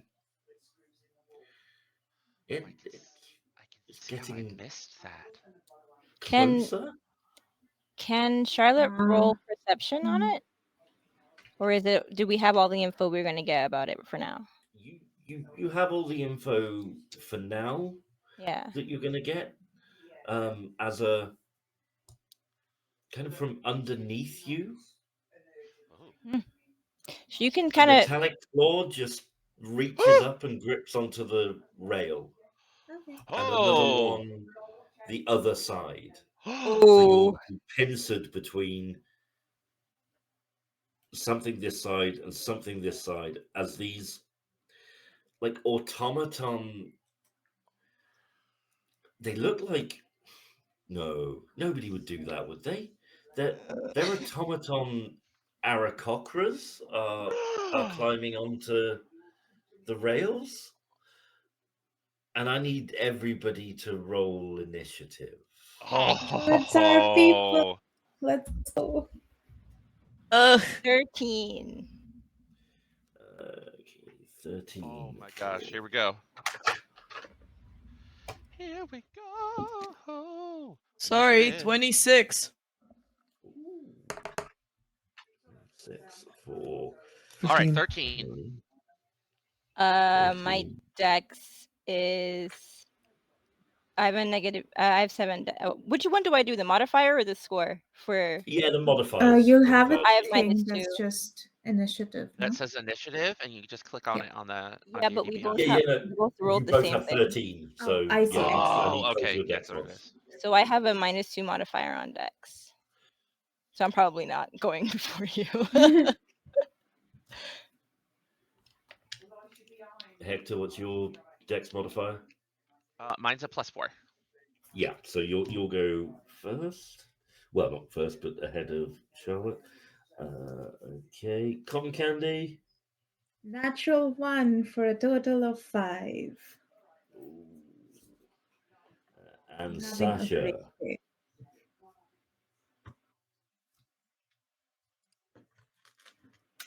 Sasha.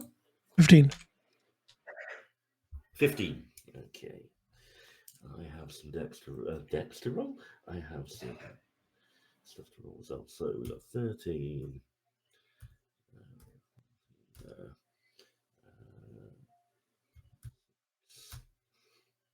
5, 15. 2 seconds. Admin on my encounter tracker. And let's roll initiative here. Okay. So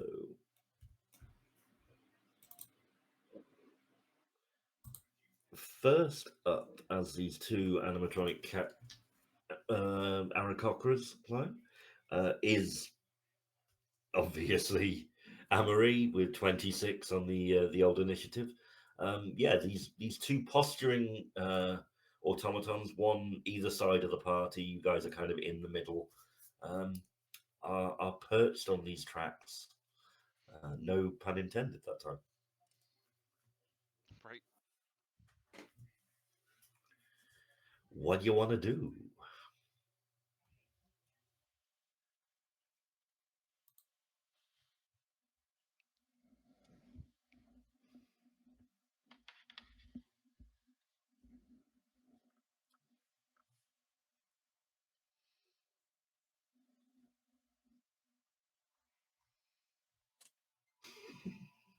Yeah.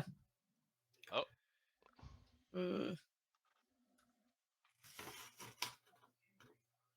Like they are no more than 20 feet from you.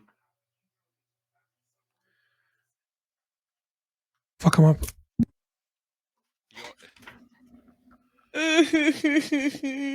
Yeah, wait, hold on. What are you looking at? Are you trying to figure out what to do? Yeah. Oh, okay. I'm trying to look. Well, what would be my best course of action? Okay.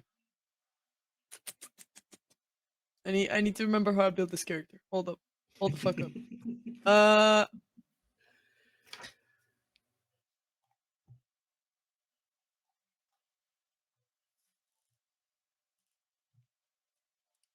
Oh, why is this shit written like a riddle? Let me just like get it straight. Put it in easier terms. For fuck's sake, I have to reread this. Okay. Trying to do. Maybe I can help. No, I was reading what the mastery for the great sword does.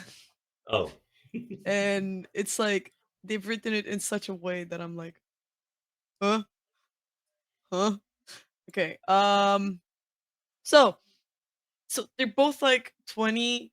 Like I'm right in the middle. They're 20 and 20. Yeah, Is that 20 feet away from the party, yeah, on each side. okay? I'm gonna hex one of them and then go and do big hit. No, actually, do I want to do that or do I want to just? You know what? Never mind. I'm gonna hex him later. I'm just gonna go and swing my beautiful great sword and then also hit him with the divine smite. Why not? So That let's sounds like a see. good idea. Does 18 hit? 18 does hit. Okay, time for damage. Because this is a 1 and I have that thing. I had the thing that I can turn this into a 3. Where was it?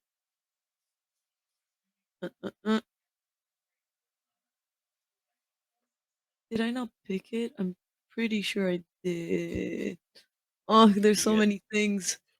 Great weapon master. You can re-roll. I'm assuming. Yeah, apart from that, I also had a thing where there was a thing where the dices which were rolled underneath at a 1 or 2 they would automatically turn to a 3, but I Okay. can't find it and I'm not sure if I took it or not. I'm just trying to check. Oh, I also had another +4 to my roll of initiative. Oh well. Yes, I did. Great weapon fighting. When you roll the damage for an attack you make with a melee weapon that has a two-handed or versatile properties, you can treat any 1 or 2 on damage die as a 3. So Okay. that's a 7 plus a 1, and then if I cast Divine Smite, that would be another 2d8. Yep. Which one is this one? It's not the one I need.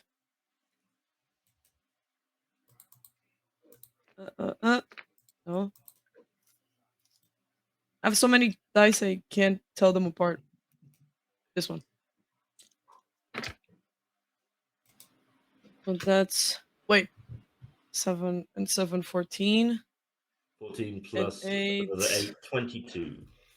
22. Okay, 22. 22 damage. A hefty blow. I need to check if I also can swing twice. I believe you'd have 2 attacks at level 10. Yeah, absolutely. Even as a paladin. Well, it Depends depends. on how 'cause many you- levels of paladin actually. Yeah, 'cause Yeah, you're the multi-class, problem is probably. I have a foreign paladin, so I don't think I have. But I took another. I have to look at feats again because I need to remember if I didn't take a feat or not. It will, even if you took a feat, it will tell you on your attacks page. It will say how many attacks Yeah, you've it'll got. It say will factor a additional feat attack into on there. that. Okay, no, then I do not. Yep, that was all I can do, unfortunately. Okey-doke. So next up is that guy that you just hit. He is not a happy boy. Or birdie, I guess. So he's going to make his 3 attacks against you. Bring it home, motherfucker. The first one probably won't hit. That's a 14. No. That's a bad roll again. That's a 15. No. And that's an 18. Unfortunately, yes. Okay, phew, I can D&D. 4, 9. That's 13 points of piercing damage. What if I just... I'm going to reduce that damage and use Stone's Endurance as a reaction. Okay. Reaction used. Noted. Or maybe, you know what? I'll just take it instead, actually, because I do have healing. I do have cure Okay. wounds anyways. I was looking through my stuff again. Okay, yeah, I'll take it. Okay, next up is the other Arakocra on the other side. They are going to use... Wait, those 3 attacks are from one Arakocra. Yeah. Oh, yes. Yep. How many are there? 2. Oh,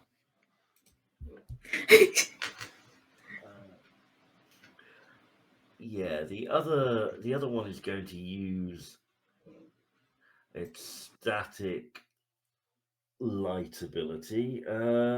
So sorry. That will require a dexterity save from all of you, please. Here we go. As a barrage of lightning extends from its eyes. Which save? Dex? Okay. Dexterity save. Dex Yeah. save, yeah. 9. Ooh, That that's is a not good. 16. I got an 8. 16, I got an 18. 8, ooh, 18. Is Charlotte stepped away? Or you there? Dirty 20. Oh, you're there. You're there as well. Cool. Lovely. Perfect. 20 is good. 20 is very good. 8 there. Right. So anybody who rolled under a 13, I didn't even make the DC high for this, guys. Gosh. It happens. I just rolled low. I know. You are going to take... I am really sorry about this. Ooh. He says, rolling low.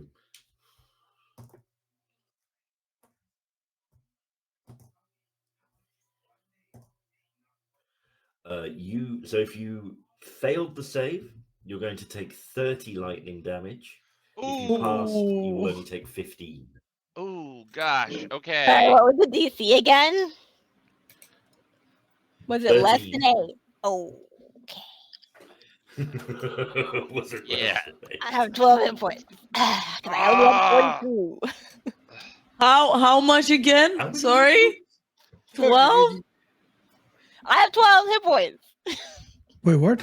Wait, Oh, total left, or right now left. after the Now damage? 12 Left, hit left, points left. left. I'm not dead. Oh, Jesus Oh, Christ. I'm going to have to Wizards, use a sorry, Cure I forgot, Wounds. Holy wizards. shit. Yes. I read books.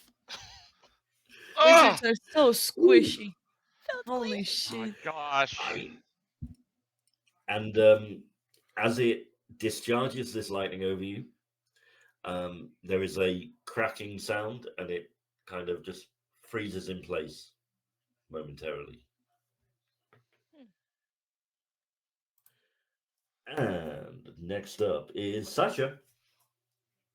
Fuck it okay. up. So first thing, are Turn it these off. the keys that we have? Are they one-time use or are they? Can we use them again and again? You don't know. Okay. And the Arakocra that just fired electricity at us, does it look like it's stunned for a minute? Yeah, you would reasonably say that it looks like it's stunned. Yeah. Okay, cool. It So I'm gonna go has- for the it has other one. discharged some energy, and You're yeah. gonna go for the other one? You have the key. Yeah, because the other one's stunned, so we can deactivate the one that is not stunned. Yeah, but Makes sense. use the fact that it's stunned. To There deactivate won't it. be a contested roll. Because if you go after the one that's still moving, and this is just me playing a lot of D&D, it's going to probably be an attack roll because it's still going to be able to move and use its armor class. If it is stunned and not moving, then its armor class doesn't apply. He can just put the key in and do it. That's big I mean, I brain. know I'm rules lawyering here, I but I wasn't planning on using the key anyway because I don't want to. I don't know how many uses it has. That's what I was thinking. Like, if it is So- a one-time thing, we probably might want to save it. Yeah. But if he gave us one key for a whole park, wouldn't it make sense that it works for all robots? I mean, are you just going to make This one is- key every time you want to shut the And Do how, we how get to many? try on it? That's This is the a very gamble. confusing shout across the battlefield type conversation happening right oh Yeah. no, you know what? I'm gonna shut my mouth. I'm gonna let people make the decisions that they're gonna make. I just don't want anybody to be like, Hector, why didn't you say anything? Because I've had that happen to me at tables before, and I'm I'm like, gonna "I- write down Hector said something. I'm gonna put it on record. Hector said Thank you. something. You're welcome. I said something. What is the range on the key again? 40 feet? No, you have to like go up, put No, it I in, know, and but it turn said The range is 5 feet on the key. Yeah. No, I meant like what you said when it turns it on, everyone in a radius has to make a save, right? That's what the key does. That's the Oh, gloves. you're talking about the gloves. No, that's when the gloves malfunction. the gloves? No, I thought the key. turns the animatronic off. Yeah, but No. only that one, right? Yes. Yes. Yes. Yeah, oh, that's it. Yeah. So then my reasoning is still correct. So if I go after the one that is attacking, I can turn that off, and then I'll have enough time to go to the other one because the other one is still inactive, right? I don't know how long it'll stay inactive. Okay, fine. We'll go for the one that's stunned. Sure. That works. He answered his own question when he said, "But I don't know how long it's gonna stay stunned." Like,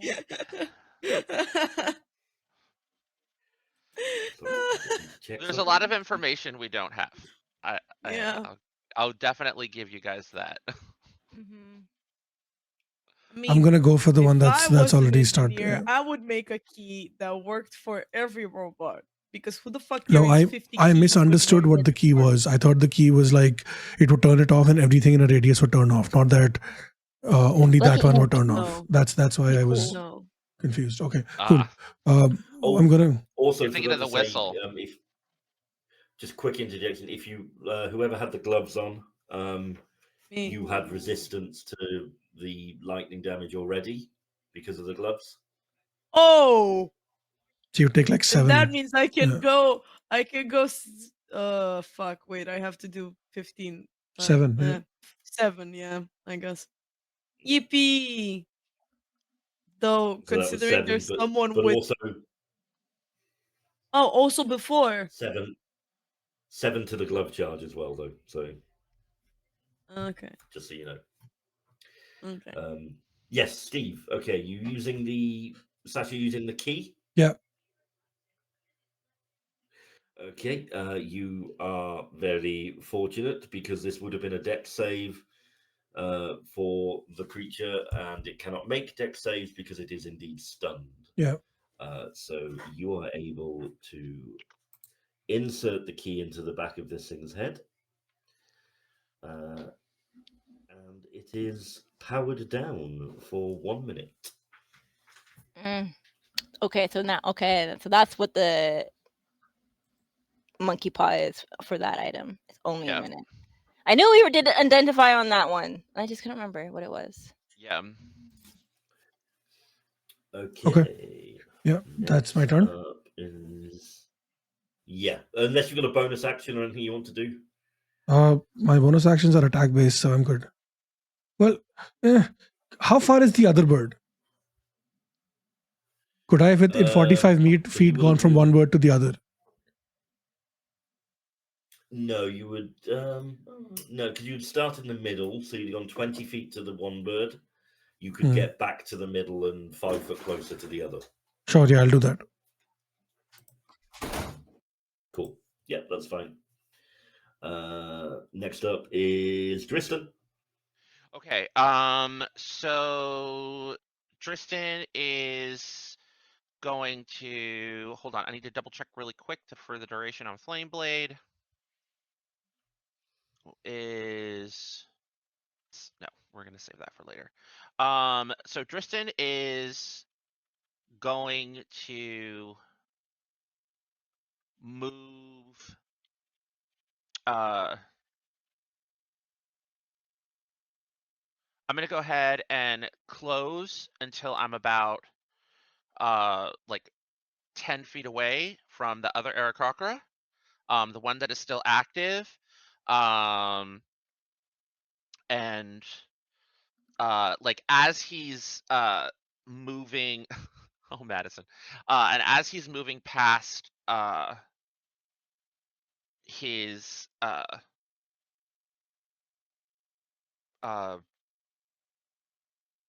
oh my gosh, never mind. I have Warcaster. He goes over and then puts his sword in front of him and says a few words in Celestial, calling out to Mistra, and I'm gonna cast Thunder Wave. Boom! Knocking the Aarakocra off the side of the sending it tumbling down 30 feet to the ground. Hopefully. Okay. Does it have to make a save then? It does. It does have to make a save. Constitution save 16. 16. Okay, its con is okay. So I need to roll a 13 or higher on the dice. Ooh, hopefully. I've rolled a 9, so that is not going to pass. Excellent. 12 total. All right. That is a total of 9 thunder damage. Actually, hold on. Is that thunder? Actually, I want to test a theory. I'm going to spend a sorcery point. I'm going to activate one of my meta magic feats of transmuted spell, and I'm going to make that lightning damage as it gets hit with like arcs of electricity and lightning after it gets pushed over on the side. Yeah, it takes the damage as you would normally expect and tumbles 30 feet.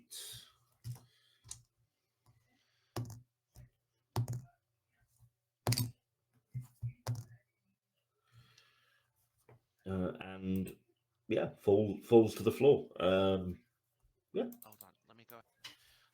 And then after I do that, I'm gonna use my bonus action, and I'm gonna say, oh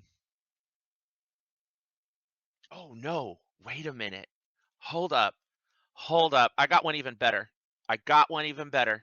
Uh, this is so cool. Where'd you go? Where's my little divine light thing? Where are you? I have this cool thing.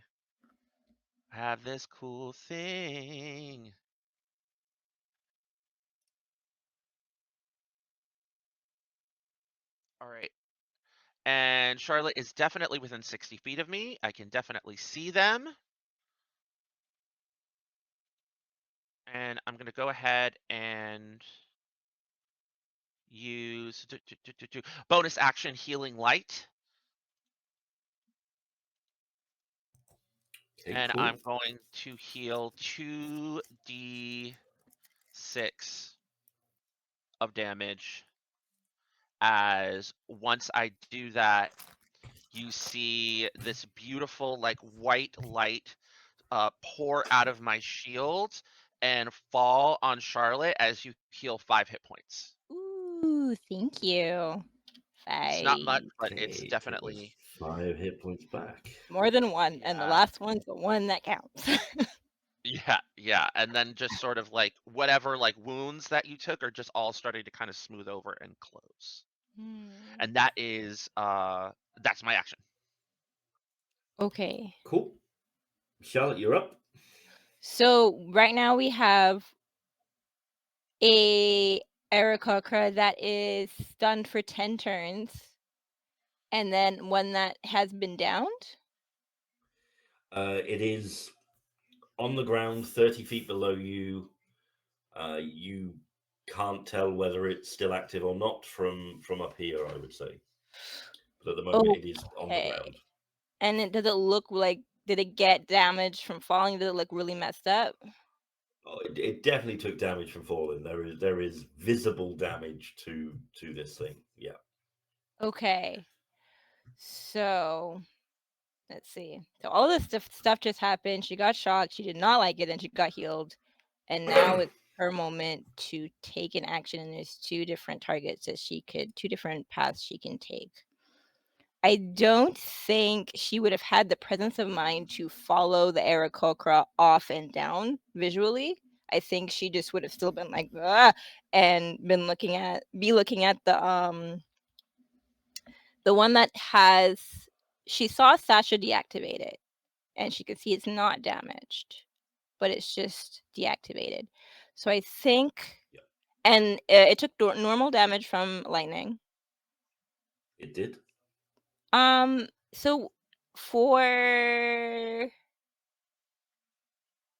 when I take one action, it means like if I do oh no, I think I just answered my own question because yeah, of course not. So what she's gonna do is she's going to, if she can, go up to the activated Aarakocra that's still on the tracks, Yep. and she's gonna like open hand slap shocking grasp it. Oh. And that is 15 to hit.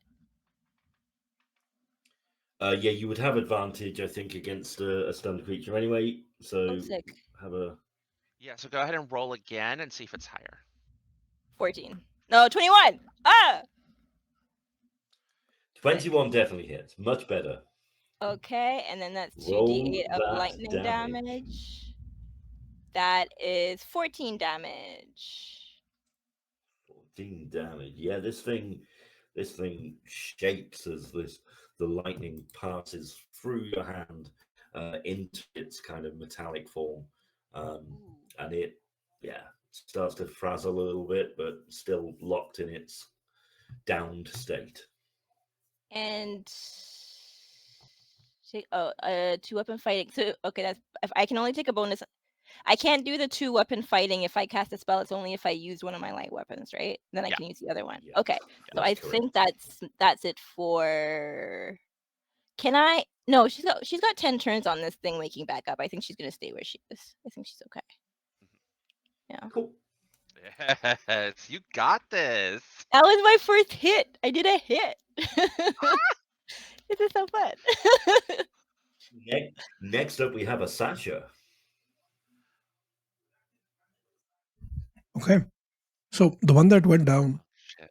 did it was it like a cliff that it fell off of, or is it, can I get to it Side of the somehow? tracks. It's 30 feet down It though, fell right? off the side of the rails. Yeah. Yeah, 30 feet down. Yeah. So could I potentially make it down there, or would I take fall damage if I jumped? Like, are there stairs and stuff? Oh, there are struts from the supports holding the rails up. You could climb down those. You have 45 feet of movement, right? Yep. No, that was. Oh, you do. Yeah. Yeah. Yeah, I was gonna say. I thought I saw sheets with heaps of movement on, like you're all swift. Yeah, monk. Yeah, you can climb down with ease. I'm not even going to make you roll an athletics check to crawl down. Crawl down? Yeah, you can crawl down. Roll down. Nice. That's how good you are. Yeah. All right, perfect. So I'm gonna rush down to it. Look it in its beady little whatever equivalent of eyes it has, and just stop. I'm gonna bonk it on the head with my quarterstaff. Does a 19 hit? A 19 hits for sure. Perfect. That is Now, 6 it's a melee damage. attack. Are they prone? This is They important. are prone. Okay. 1, that means you have advantage. And 2, because you have advantage, you have sneak attack, because I know you're also a rogue.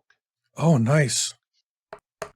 So it's a 24 to hit. So I'm guessing that definitely hits. So I do 6 damage. On top of that, I do. No. A 19 hits, but a 24 doesn't. Yes, of course. Too high. Too high. There's a total of 10 damage, including my sneak attack. That's on the first hit. Then I'm gonna swing around with my. So basically, like while I'm climbing down, just jump off and just go bonk and stop it. And while I'm recovering, just open hand, just the same way, mimicking what Charlotte did. An open hand, just like kind of like a face palm, but like to the other person, and just be like, and just push its face into the ground more. That's what I'm going to do with my open unarmed strike, basically. And the unarmed strike is I'm going to roll for the crit. Nope, that's a 26 to hit. And the damage is. That hits. That's a 10. Do I get sneak attack on this one as well?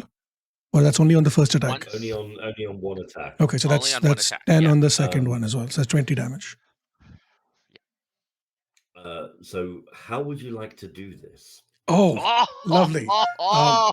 So yeah, the first hit bonk with the quarterstaff. Second hit, just look around, see nobody's noticing, and just whisper like a soft little "I'm sorry," and just grab the back of the head, lift it up, and then slam it into the earth, just shattering the beak and the electricity stuff. Yeah, that's how we do it. Lift this kind of metallic-y feathered head up and crush it down into the ground.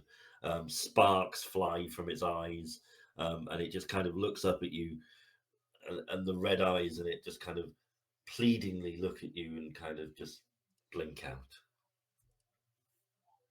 There is no glory in death. Damn it.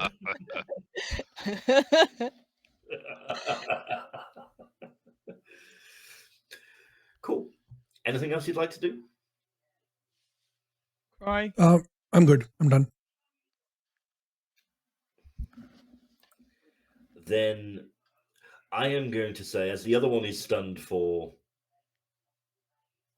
another 9 rounds of combat, you dispatch of this collectively with ease.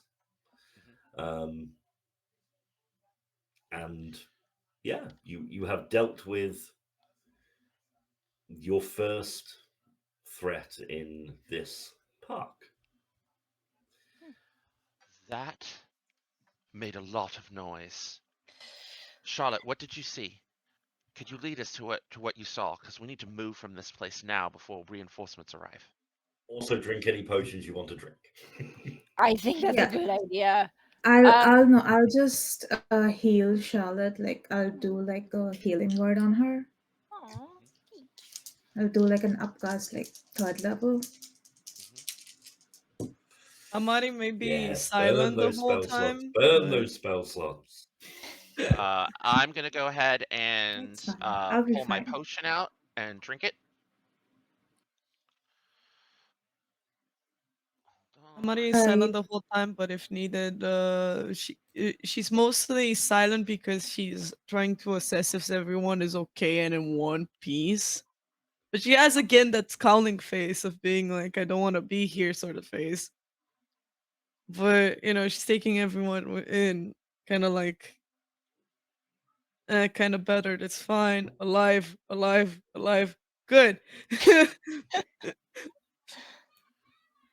Right. Charlotte, to you say, heal for we like have- 13. For 13? Yeah.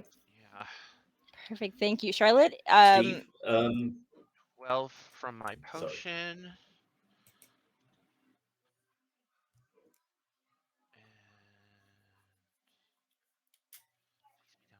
So yeah, I was going to say, Steve.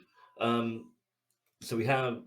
I think we should be good to finish at 7. Do people want to take a 5-minute comfort break and then power through to the last hour? Do we want to do that with makes sense. Cool, Steve? Yeah, makes sense. Yeah, You can take a break. Yep, and then we will expedite the journey to check out the weird light. Yeah. Sounds good. Okay, yes. Sounds good to me. Cool. Yes, we're back. We are back. Oh gosh. What happened? What are we doing? We What fought does some, evil stand for? Yeah, we fought those animatronic Aarakocra. We were on the tracks, and then we had heard the noise, like Cotton Candy, a baller, like told us about the noise, and then we realized it was everywhere. Yes. And Mr. GM, we're going for the plot. We're chasing it. We're going to that building. Like Tristan is going to be like, Charlotte, I'm we so need to glad get you out said of that here. because you would be regardless. Right. Wait, we are actually hold on, because we are actually standing on railroad tracks right now. Yeah. You are. Yeah. But we are full speed ahead. We're gonna go to what Charlotte saw. Yeah, wait, hold on though, because I think Charlotte would ask a question, and then she's gonna take an opportunity to cast a spell in that moment. Okay, Because go ahead. she was kind of fumbling around for the potion, and then Cotton Candy healed her, and then what's his name? Dristian asked her about the lights, and she paused, and in the moment when she pauses, she casts locate creature, because she has now been within 30 feet of an animatronic. So she's kind of like, it's kind of weird because she's doing it in a very studious wizard way, that she takes like half a second to like 6 seconds, I guess, to do like hand motions and whisper this weird thing, and then now within 1,000 feet she knows where the and where there are animatronics for the next hour holding concentration. I And need then to look up one. yeah, there's material. I don't know if mechanic that's thing. relevant, the material compound, because they haven't been doing that. But No, you have your arcane We focus. don't worry You about have a things like that. focus, so you Oh, should be it's almost good. like a diamond or something, right? Oh, Okay. good. And if it burns it. I just had to check whether constructs are creatures because I wasn't sure. Yeah, but they otherwise I are. would do object, because I do have that one as well, locate object, and that one No, is a it's got to little be flat. creature because constructs are creatures. Yeah. Wait, yeah. Huh? You get several pings from the locate creature. There are constructs, or all around at varying points of the park, but you do get a very strong ping in the direction of the where you saw the glint in the building. A bit like a serious, like if your brain was seeking them out on a scale of 1 to 10, it would ping at 11. It's a very kind of focused And are they moving? presence, shall we say. Don't appear to be. Okay. So after doing that weird whispered gestural studious thing, Charlotte kind of comes back to the talking to people space and turns to I always have to read the name, I won't stick in my head. Tristan. Yeah. And she points in the direction, and she would have said there are lights over there. Now she says there are so many animatronics over there, pointing in the direction of the lights that she could see. And are there any animatronics in a concerning proximity to us right now?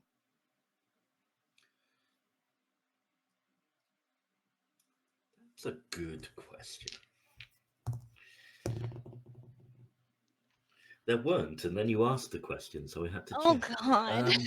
You willed it into existence. It's okay.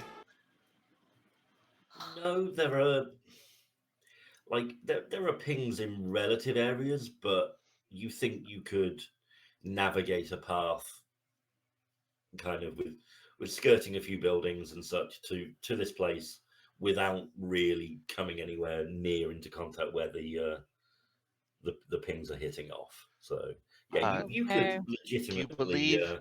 I say, do you believe it's a source?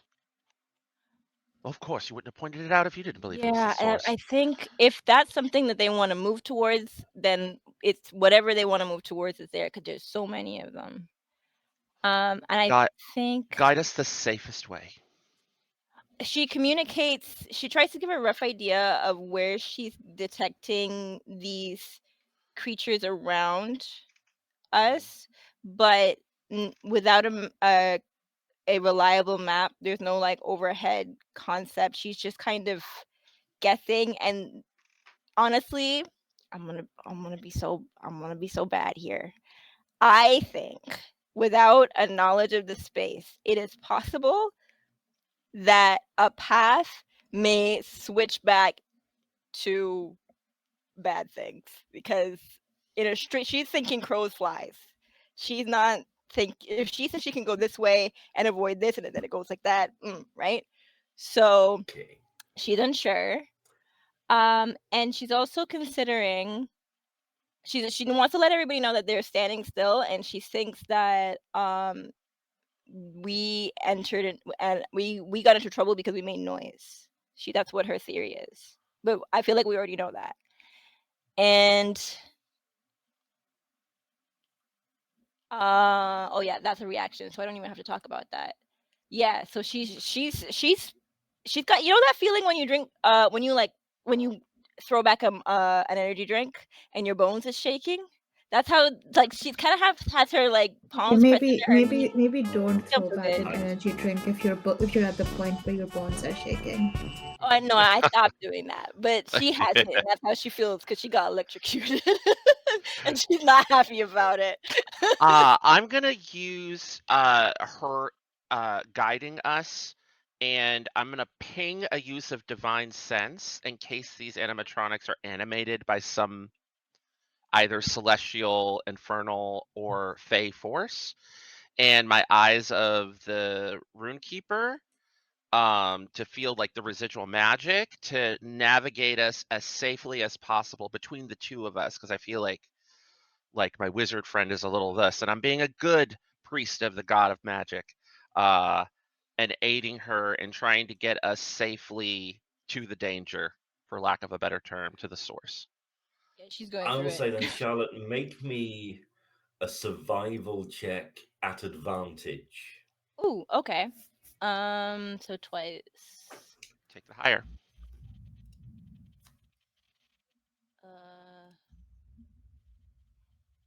23. I got 21 and 23. Yeah, you. Ooh, Wisdom. delicious. Yeah, you have no problem navigating it. Any points where you do slightly begin to go, of course.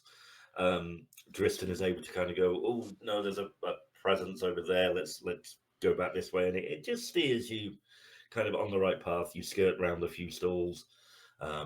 You hide for a couple of minutes as a very strange looking kind of jerky, clanky bugbear walks past and eventually kind of goes out of sight.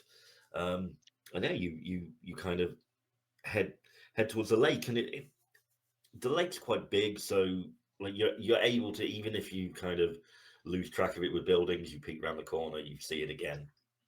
You get there, and there is a large, I mean, huge building beside the lake. Very kind of industrial warehouse in feel. And yeah, big metal double doors,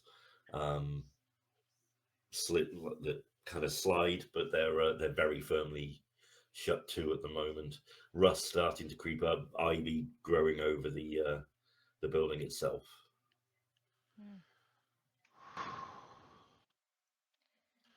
And every now and then, just little sparks of light inside, glimmering through the windows. I'll ask Tristan if he can maybe break the doors. All right. Okay. Open the same Everyone? way he did with the lock. Okay. I head forward. I sheath my sword, and kind of slide my shield onto my back.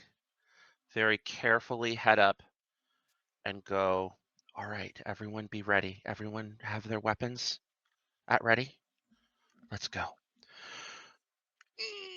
Tristan's gonna like try and open the doors.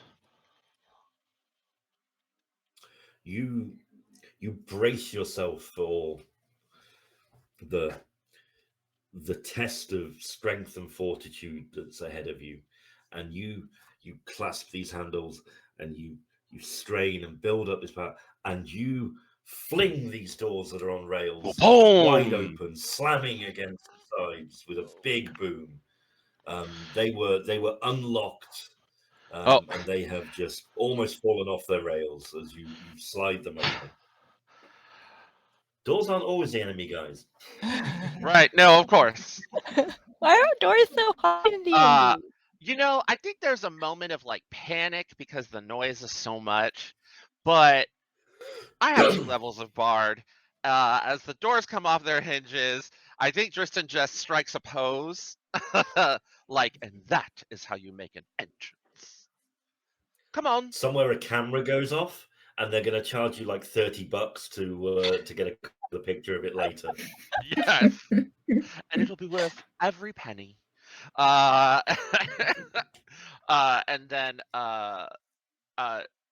Tristan, like, in one smooth motion, just slides the shield off his back into his brace, but he doesn't draw his sword for reasons, and then carefully makes his way forward. What do we see? You guys are greeted by what is, I mean, I could probably only describe it as like it's like your average mechanics workshop. There are winches, there are platforms with animatronics, kind of parts of animatronics, more than full ones, laid over them. This is where automatons come to die, pretty much. It or be repaired as it would have been at one day. It is littered with 20, 30 partially kind of complete. Yeah, no movement at all from them. They are fully gone. These are the remnants of the working ones from before things went wrong. Sorry, not the working ones, the malfunctioning ones before things went wrong. This is like, Westworld, and these are the robots that have got deactivated long before. You can all actually. One of you had ridiculously high passive investigation, I think, didn't they? 17. Who was it? 17's pretty high, actually. Yeah, we'll go with that. If someone else that's higher, I was just guessing because I don't know. I don't remember other people's stats. I need to pull open the sheets. There was somebody. I'm sure somebody had like 20 for. Ooh. Yeah, Cotton Candy has a passive investigation. Dang, of Cotton 20. Candy, what? I do? Oh my god, I do. Wow. Oh, This I is great. see. Cotton Candy's Listen, great. I am used to making characters with negative intelligence. It genuinely surprises me when I have good intelligence. I do have a 20 on passive investigation. That is actually fucking Wild. amazing. That is amazing. Oh wait, Everyone else is kind of. Apri, can you repeat what you just said? Oh no, I just said that I am used to making characters with like negative investigation. So it surprises me whenever my characters have like even a 0 on investigation. So like I am surprised by myself that I have a fucking 20 on passive int. Passive int of all things. Whatever Okay, cool. Cotton Candy says next, Charlotte is gonna look like, huh? Charlotte is not gonna believe the next thing coming out of Cotton Candy's mouth. I'm crying at Asus Yeah, losing her shit in chat. like the whole party are moving kind of between these benches and winches and chains that are kind of hanging these remnants of automatons from them. And just Cotton Candy's just stood in the middle, kind of going, maybe we should take the stairs. Like, says office with big arrow. Anybody? Since I'm getting yelled at in stream, the only reason I asked Apri to repeat themselves is so that I could play the cloud music while they were talking about 20 intelligence. That's it. I am going to get out of this theme park and kill everyone, including Sasha.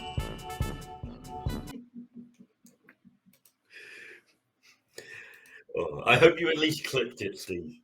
I did, but there's no VOD audio for the music because it's not copyright free, so it won't show up. It's only for live people. Just a treat for the viewers. But if you want more shenanigans like this, you, whoever's watching on YouTube, come check us out live.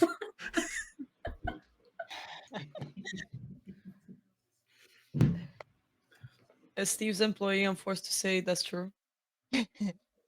I'm being held at gunpoint. Like, you can see it. It's off screen, but...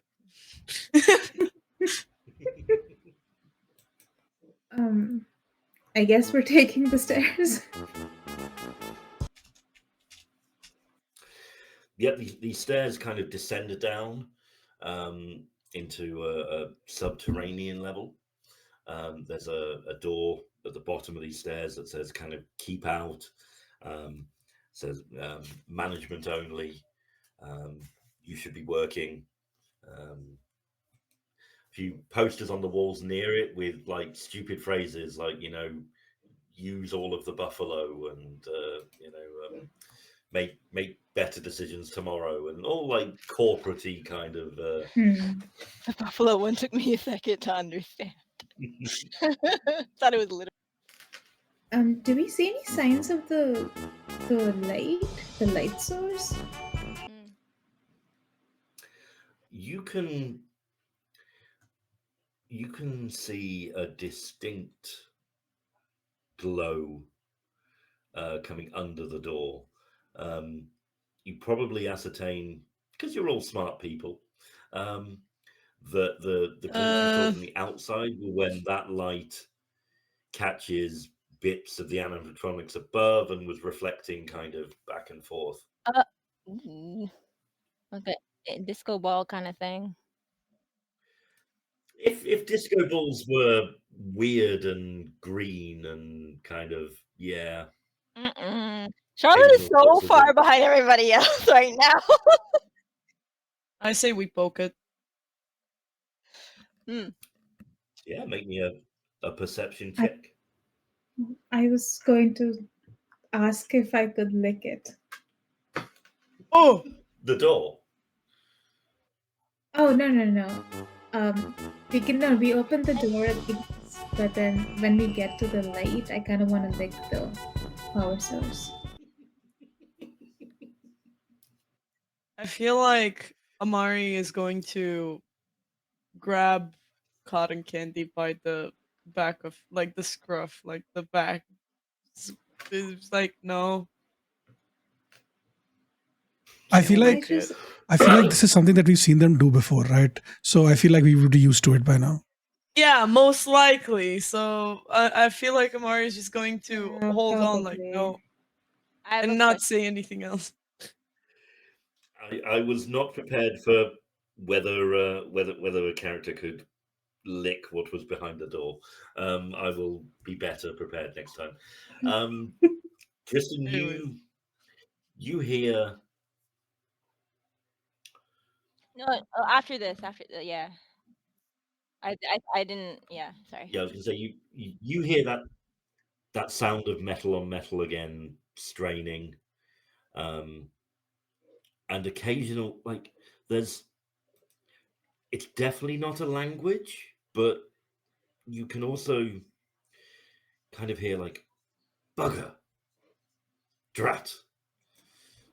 Oh, this is going to be problematic. Like interspersed with this this muttering and squealing.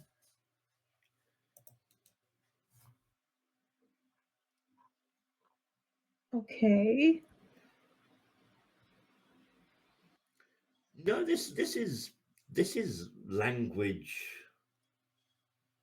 interspersed with the metal scraping and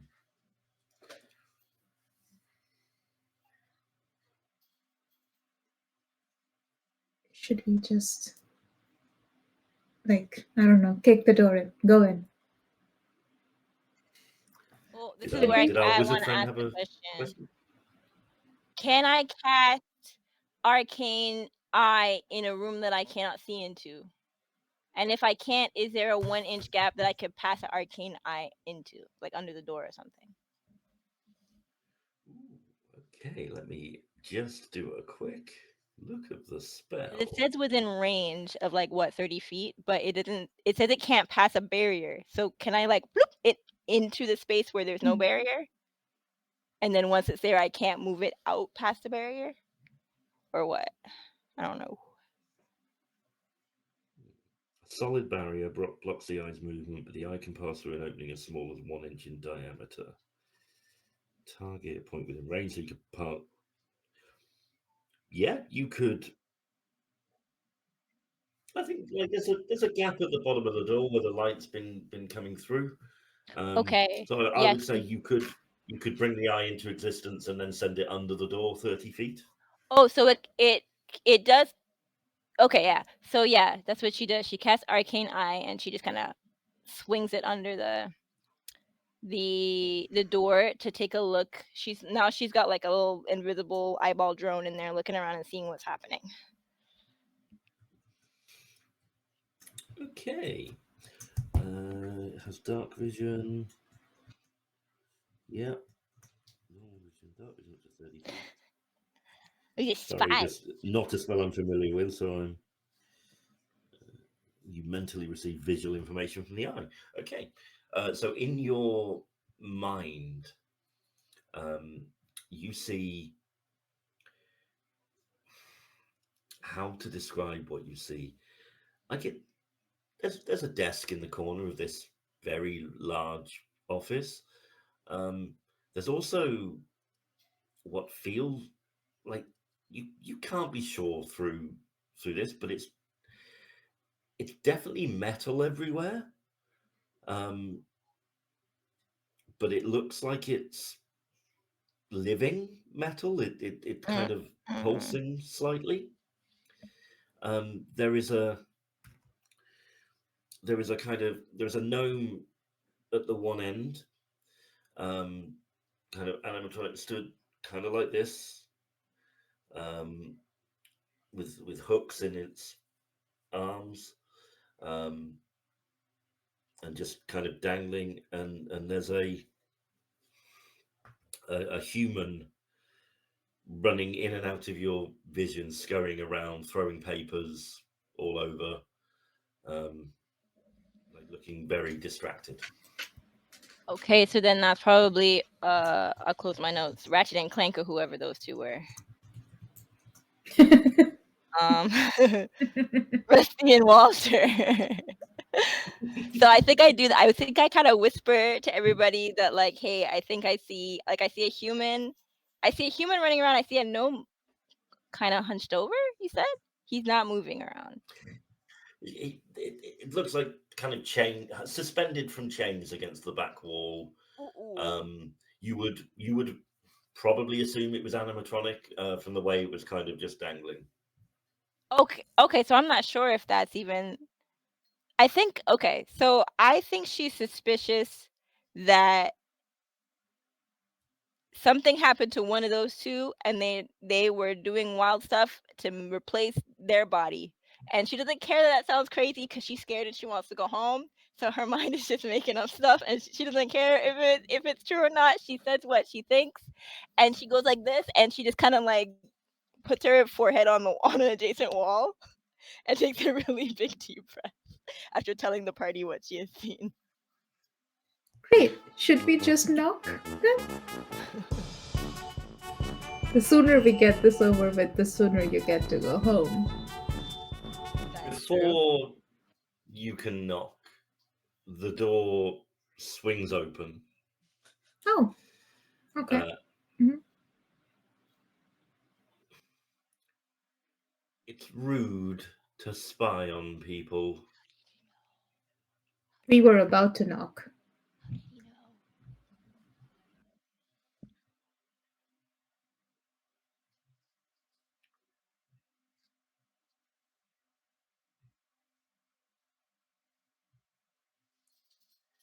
It's closed. That's all you need to know. For your own good. Just out of curiosity, did Nikita give us a description of how the head engineers looked like? Is this person one of them?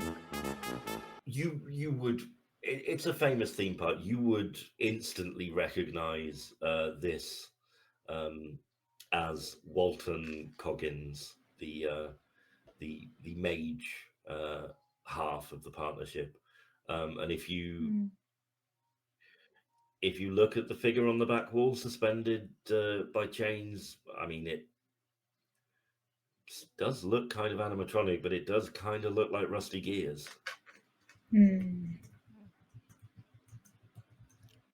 All right. Okay. Walton, old buddy, old pal.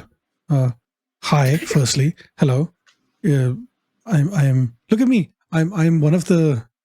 I'm an advanced animatronic. I've been sent here from the far off place of Frightmare at Nunland Nollies, where we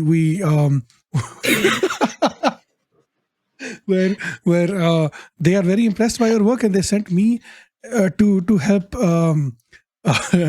give you more advice and input and help you make more animatronics that look like me versus whatever this fuckery you've been doing. Charlotte has cast third eye because she hates that he knew that we were spying on him. Also, Sasha can make a deception check if they want. Oh, perfect. Also, I don't hear Hector, by the way. Disappeared. I haven't. Yeah. Hector, can you refresh? I don't see you on the thing. Anyway, deception check, right? My deception is horrible, which is weird because, like, but it's fine. That's a 5. God damn it. Why? Walton looks at you and goes, I would have expected better wordplay. Maybe we should let the bard do it. Okay, listen. First of all, I was not allowed to work here, so you are not allowed to close this place down before I can add this to my CV. That's the priority here. Secondly, you did go missing, which is like a problem. Uh, I know you don't care, but like it Your causes employees- problems for the rest of us. Your And employees- thirdly, you are kind of killing someone, I think, on the back there, on the back wall over there, which, as much as I am all for it, I don't think that's very legal. Oh no, you misunderstand what's going on there. I'm saving them. Oh, what, are they in trouble? Did something happen to them? Oh no, we've perfected it. Perfected what exactly? Could you? You'll live forever now. Oh. Charlotte yells, "Goddamn artificers!" and punches the air. She's pissed about this. I expected this much. Amari is And slowly as he says patting that- Charlotte on the head, like, Would everyone roll initiative? Ah! Yep. What is that number? I don't know. Oh, That's four. it. 30 is high. How did 2 you get a? seconds, Oh it's wait, all yeah, we're level 10. 9. Oh, it's a +6 plus a +4, so I Hang get a on. +10. And then if I roll a 20, I fucked up. I'm going to go around in order just so I can get it noted down. Okay, Charlotte, 4. 4. Tristan, 9. 9. Amory, 30. 30. Jesus Christ. Cotton Candy, 20 for a 24. 24. Oh, you got a nat 20. Let's Well, go. Nat 20 count. You have the And record Sasha, of the Oh. highest nat 20s and nat 1s in the same game. What is that? What the fuck kind of? Okay, so Wow. I Okay. do terribly, and then I have been having a bad streak for the last few weeks where like I think in like the last 7 games I've played I keep rolling real shit. So this is I'm getting back up to form. Hell yeah. Sasha, what was yours? Sorry. 21. 21. Okay, I'll just get all these input. 2 seconds, guys, and then I'll roll mine. 4. Oh, also, does it look like Walton has turned himself into an animatronic as well or no? No, Walton is very much flesh and blood. So we can't switch him and off, is what you're saying. completely insane. You can, but not like that. Bonus. Okay, so just 2 more little. Ignore the extra dice I'm rolling. Mm. Okay.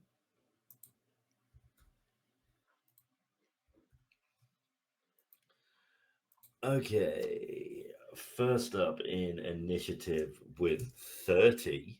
Oh, sorry. Before we start the battle, I do just want to, because I said I did third eye earlier. I did it to see invisible creatures within 10 feet of me. Perfect. Yeah, nothing you can see invisible. You're fine. Okay. Yeah, is Amory with 30. So have at it. Rice, you there? Yeah, I'm just. Yeah.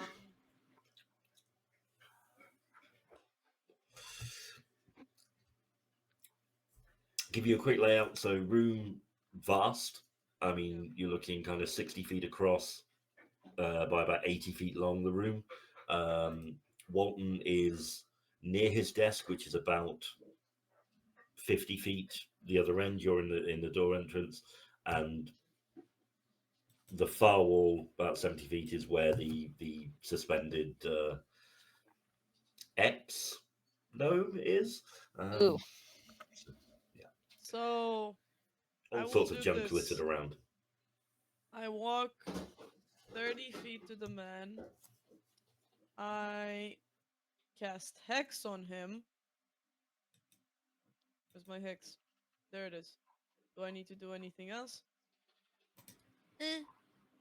No. Good. Then I also want to activate my. Where the fuck are you? I lost you. Yes.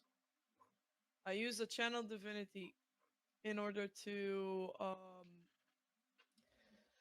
pull out the sacred weapon. So now I have a +2 okay, any attack roll. And the greatsword just starts glowing, right? And Amari is just sort of sitting with the greatsword on her shoulder, like, this has been annoying. I don't want to do this anymore. And just slams it down, and it starts glowing. And she pulls out the sacred weapon, and then, Gates in the fighting stance. But that's unfortunately all I can do so far. So I've just prepared myself for big damage next round. So with your hex, you can choose one ability that target has disadvantage on ability checks with. Which would you like that to be? Out of the core stats. Let me think, because Not that abilities You know come what? into it much of an infight. I but know what I'm going to say. I'm going to say Dex. He fucked up. Anyways, it's only on checks, not on saves, but It's not on fine. saves, it's only on checks. not on saves. Wait, only checks? Fuck. Okay, hold on. Then I want to switch my answer. I thought it meant saves as well. Shit. What would you even use it? It's one of those functions that's probably not useful, but it's worth having. Yeah, just it in really case. isn't useful at all. I don't know. I guess also leave it Dex, because I don't know if he tries to do like a thing to run away or something. Maybe Yeah. he'll use Dex, and maybe then disadvantage. But Perfect. so yeah, no running away. Is that your turn? String of curses in like giant, and then slams down, and she looks really pissed. She's keeping quiet because she's like, okay, creepy place. I don't want to be here, but I have a party here with me, so. But now she's got to the point where this guy is getting on her nerves, and she already has a short fuse, so this guy just. Awesome. Cotton Candy's up next. Right. The half-baked human animatronic thing, does it look like if I would, does it look like Dispel Magic would work on it? Like, to shut it down? It/him down? It doesn't look like there's any life in this thing yet. Okay. Yeah. Okay. Okay. Then I'll Dissonant Whispers 3rd level on the guy. Then the one that shit. Amory also attack. I'll just do Dissonant Whispers, so that is a wisdom save. 14? 14 fails. So wait, can I let me know if you'll allow this? Can I retcon to be like, I'll take my movement first to try and get to a direction which is so if he runs away from me, he runs away from the animatronic. Oh. So I'll position myself in You in a move way yourself like kind that. of along the one side so that he, that's Yeah, so possible then- to kind of intersect. So he wouldn't be able to move any closer to the animatronic. Yes. So on a failed save, he takes 5d6. Oh, that's such a good roll. That's 6, 4, 4, 4, 25 psychic. 25 psychic damage. And it has to use its reaction to move as far as its speed allows away from me. Now, there is a quick question. Is that because it's frightened, or is it just a mechanic? Does it say it's frightened, or No, it does not say frightened. It just says on a failed save, it takes whatever psychic damage and must immediately use its reaction, if available, to move as far as its speed allows away from you. Doesn't move into obviously dangerous ground. Okay. then it will move kind of 30 feet closer to the rest of the party, but on Yes, the far but edge, away so- from the animatronic, which I don't want it to try Yeah. and activate it. Yeah, And, so it essentially moves past Apri, who can take an opportunity attack. It will move through I want their, to. What are you on about? Yeah. Please. Let's see. Time to swing. Let's go with the great sword again. Anyway. And that's a not 20. Hell yeah. Let's fucking a go. 20 will work. Okay. So I have these two. No. Oh Do I shit. roll Oh, shit. 4d6? However you want to do, you can either roll the normal dice and double it, or roll double the dice. I don't mind either way. I'm gonna roll double the dice. 7.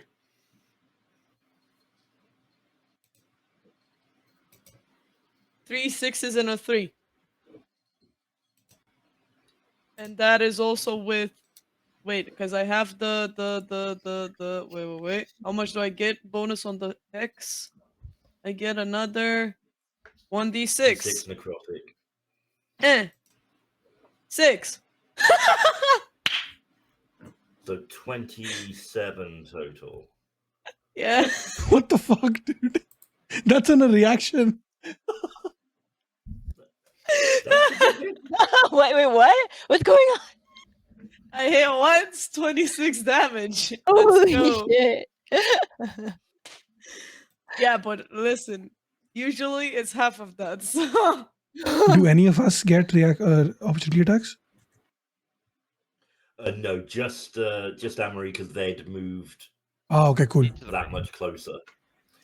At the end of But last thing, bonus action, I'll give inspiration to Sasha.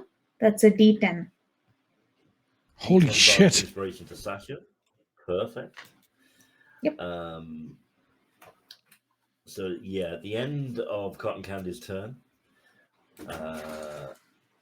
Walton is going to use a legendary action.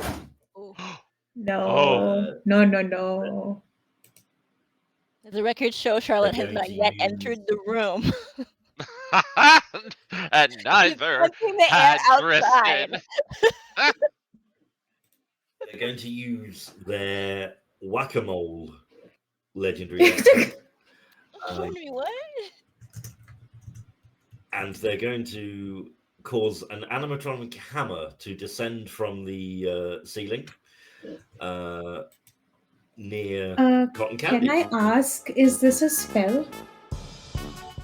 Ooh. It is not. No, it's a legendary Oh. action. It's classed differently. I was so prepared to just yell counter spell. Okay. I Cool. also have counters. Fuck. I need you to make a Yeah. dex save, please, Cotton Candy. Okay. Oh, DC no. 17. Oh no. Uh-oh. I should have blessed you. Fuck. Hey, I have good deck saves. I can do this. It's okay. Don't worry about it. Yeah, I rolled a natural 19, so plus 6. So 25. Okay. Ooh. In that case, Easy. you only take 10 points of bludgeoning damage. The cat was a bit squished.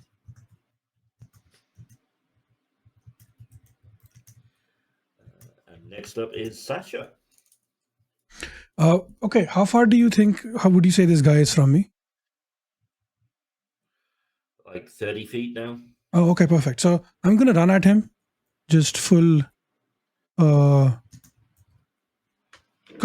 quarterstaff out, and just. You could have just stopped. There was no reason for any of this, and just spin around and like you know how those what are they called? Shot put throwers. They spin around in a circle before launching it. I'm going to spin around in a circle and just whack him across the side of the head with my quarterstaff. Oh. Does a 19 hit? A 19 does hit. Nice. And do I Nothing about get? it because he used his reaction.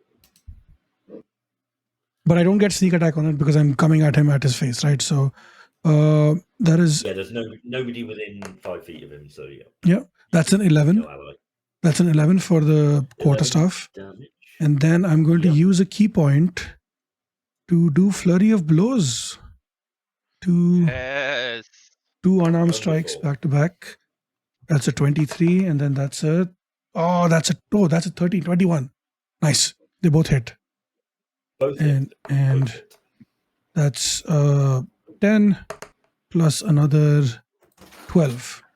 So yeah, just the staff, whack him across the face with it. Just boom, hit. And then when it hits, I toss the staff in the air and I look at him and I'm like, no, bad. Grab him by the scruff of his neck, punch, and then wait for the staff to fall back and grab it. And he's lost his reaction, right? So I'm gonna fuck off another 15 feet behind to the other side to where cotton candy is. On my sheet. Okay, yep, cool. Next up, it is his turn. Oh, you poor innocent children. Charlotte's not in the room. Just saying.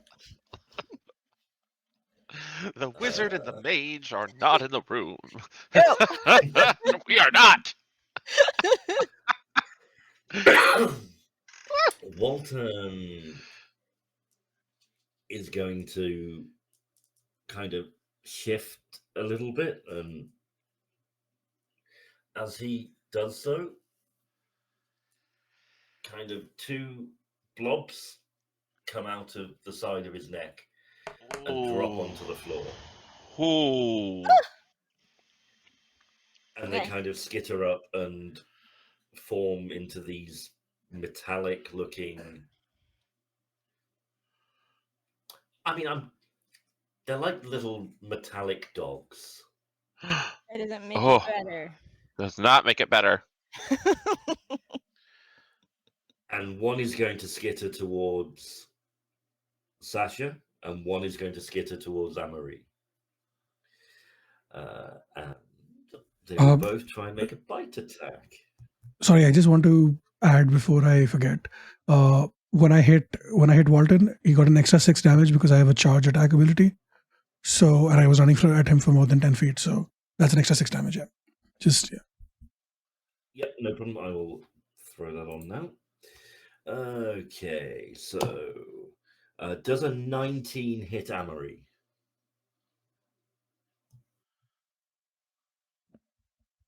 Nice. Yeah, I'm checking my what I can do.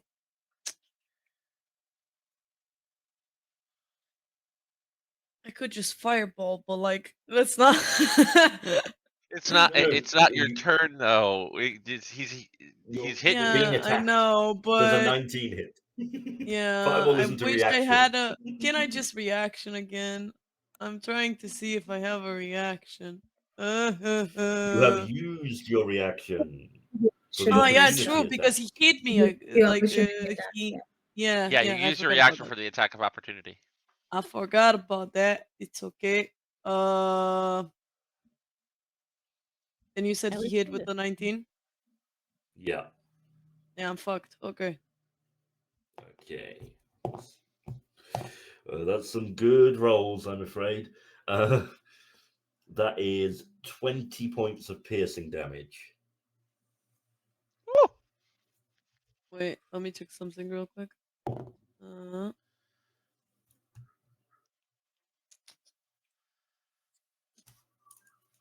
Oh, that's a reaction as well. Fuck it. Fine. 20? 20.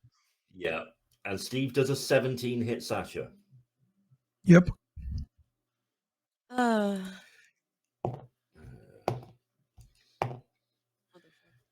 That's 14 points of piercing damage on you. Oh, I'm really sorry, guys. Each of these can take 2 attacks. I didn't realize. Fucking. We're level 10, remember? Yeah, so that's a 25 for that one to hit against Sasha, for another 12 points of piercing damage. And does a 16 hit Amory. 16 does hit Amory, just. For 7 more points of piercing damage. And that is Walton's turn. So next up is Dristan. Okay, so Tristan, while he is like within the door and not in line of sight of this wizard, is going to his voice is going to echo out into the room. He's like kind of chanting, and you see Charlotte sees my character says, "You have violated the laws of magic. And as one of Mistress' children, I cannot abide this." And then whoosh, I'm going to cast Flame Blade, which is why I left my 2 swords sheathed. The fire, just for flavor's sake, is that same kind of bluish, purplish color that is associated with Mistra herself. Bonus action, Flame Blade, and then I'm going to go into the room, shield up with this flaming blade.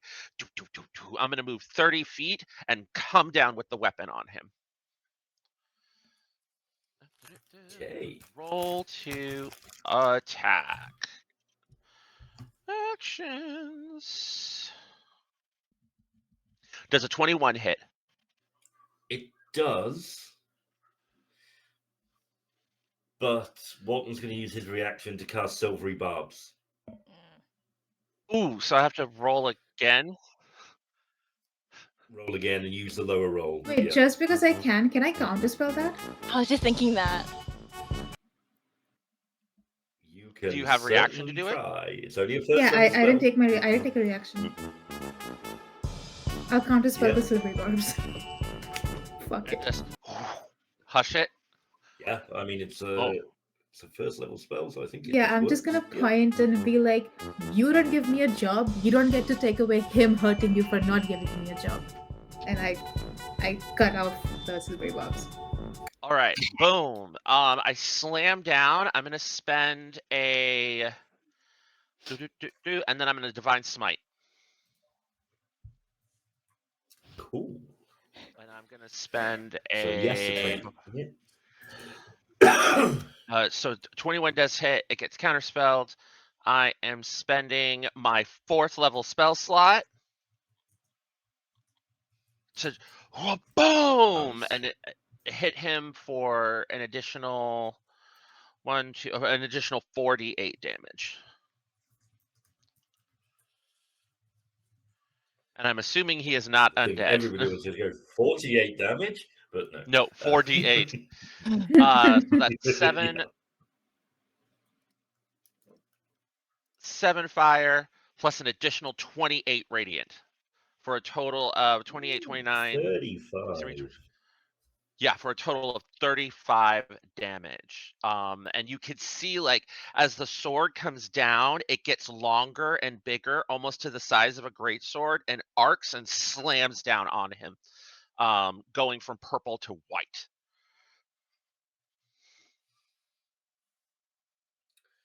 And then I am going to Anything else, stand or my is that the ground. end of your turn?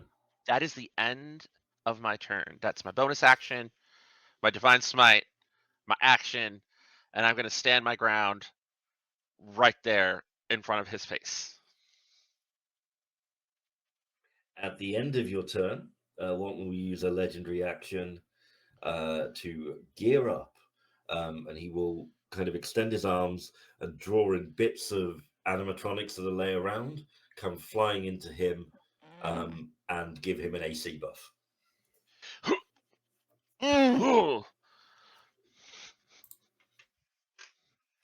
So yeah, he has formed some impromptu armor around himself.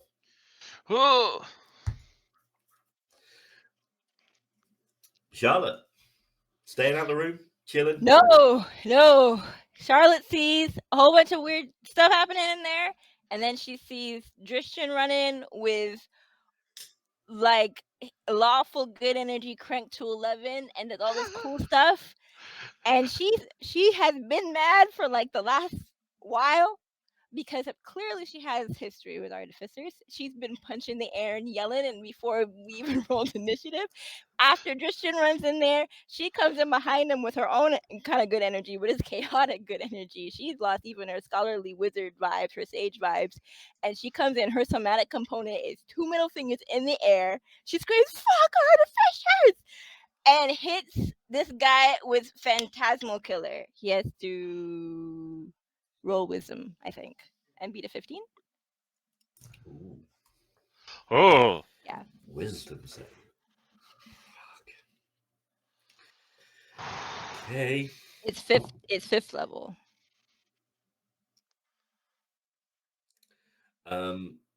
He has to beat a 15. 15, did you say? Yeah. I got a 14. Ooh. He takes 5d10. Psychic damage? Wisdom damage. Yeah, psychic damage. 4d10. Yes. Oh, I Yeah. hope not wisdom damage. Whew, take me back to AD&D 2nd edition. Oh. Wait, no, Sorry, it's in 5 older d10. editions, you used to be able to do direct damage to people's stats, and certain monsters couldn't. It was Sick. I did no fifth level, bueno. so it's 5. It's 5. 5d10? Yeah. Yeah. Whoa, that's a lot of dice. 37. Fuck artificers! Boom. 37 Tears. psychic In his damage? brain. Yeah. Oh. She can do Hefty it. hit. Yeah, She he can just cry. reels from this. Ay, ay, ay. Look of shock falls on his face. He is not happy. And so at the end of your turn, He's frightened. I think he's immune to frightened. Oh, yeah, that he makes cannot be sense. frightened. Yeah. Yeah, Yeah. he can't be frightened. I Yeah. picked up on that earlier. I At got the you. end I of got your you, turn, Mike. I was I wondering. got you, Mike. Still good to know now, because if he's not He's afraid gonna of you when you use- cast that spell, now your character knows he can't be frightened. Mm-hmm. He's going to use his temporal shift ability, and is going to return to a point he has previously been. So he will return to the point, Can I teleport to counterspell back where that? he was. No, it's a legendary action. No, God damn it. these are Okay. all things he can innately do. Wait, Oh, can he okay. potentially And he's do going that if he's still back where he frightened was by prior cotton candy? to- He's not He can't be frightened. frightened. Yeah. Yeah, Oh, it's I a missed that. reactionary I missed action, that. My bad. Yeah. but- Yeah. Oh no. Can he get? Oh wait. No. Never mind. Because they can't. He's not frightened. Never mind. Sorry, my brain. Why are we fighting fucking Dasriel from Undertale here? Why is he reloading the save file? I thought I went over that once when I first played the fucking game. Why am I So back? you in were the saying he fucking uses building temporal again? shift? Where does he end up? Yeah, So he ends up back in where he was when you started the encounter, before he had to use his reaction to move, and where he was stood is now a 10 feet cube of difficult terrain. The ground kind of breaks up as he uses this warp ability, Ugh. and for some reason That's he around? doesn't get temporal cholera, whereas he should. But Magic. Wizards, man. I think that's and it. Yeah. now back to Amory. Futus chapa mătii de bo. Okay, it's tu băgăm și pula. Okay. Yeah. Okay. It's fine. We are fine. We're zen. We can do this. Everything is fine. Can I use Eldritch Blast and then add the Divine Smite that I guess from the Paladin Smite, which means that I Nope. don't. No. It's got to be a It's only melee on a attack. melee attack for. Yep. You can't even use it on ranged attacks. I'm a benevolent GM, and I would allow a Dexy build like Paladin to use a bow and have Divine Smite. I'm nice like that, but yeah, not for spell attacks. I'm afraid I'm not that kind.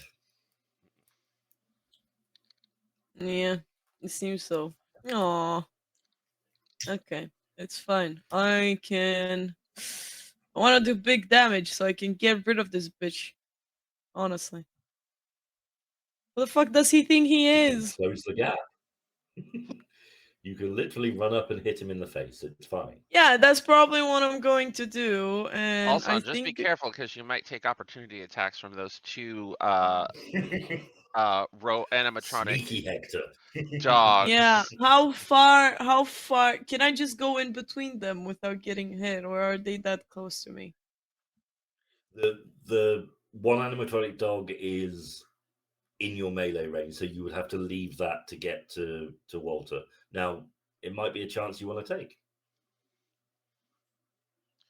Yeah, I just wanted to make sure. How you many? Decide. How I'm many? not the arbiter of fun. I'll risk it for the biscuit. I'll run up to this guy. It's okay. How many do they both get an opportunity? Yeah, the attack? dog misses you anyway. No, just one of them. Okay, because I Just one of them. just remembered I have portent. The dog missed. Snaps at your heels, missed. It's all good. There's no fucking way. Nat 20? Yeah, again. Oh. Yes. I don't believe this happened again. Let's Holy go. fuck. This is a lot of bullshit luck. Oh my god. Oh, you know what? I'm going You're to a make paladin this. warlock, right? Yeah. So you double your smite dice as well. Smite. And that's going to be fun. And you know why? Because I'm going to use it at level 3. Which means 8d8. Anyways, let's go. Where's the okay? Not to mention the fact everything under 3 is going to become a 3. So I have a 6 and a 6 and a 3 and a 3. That's 12 and 6, 18.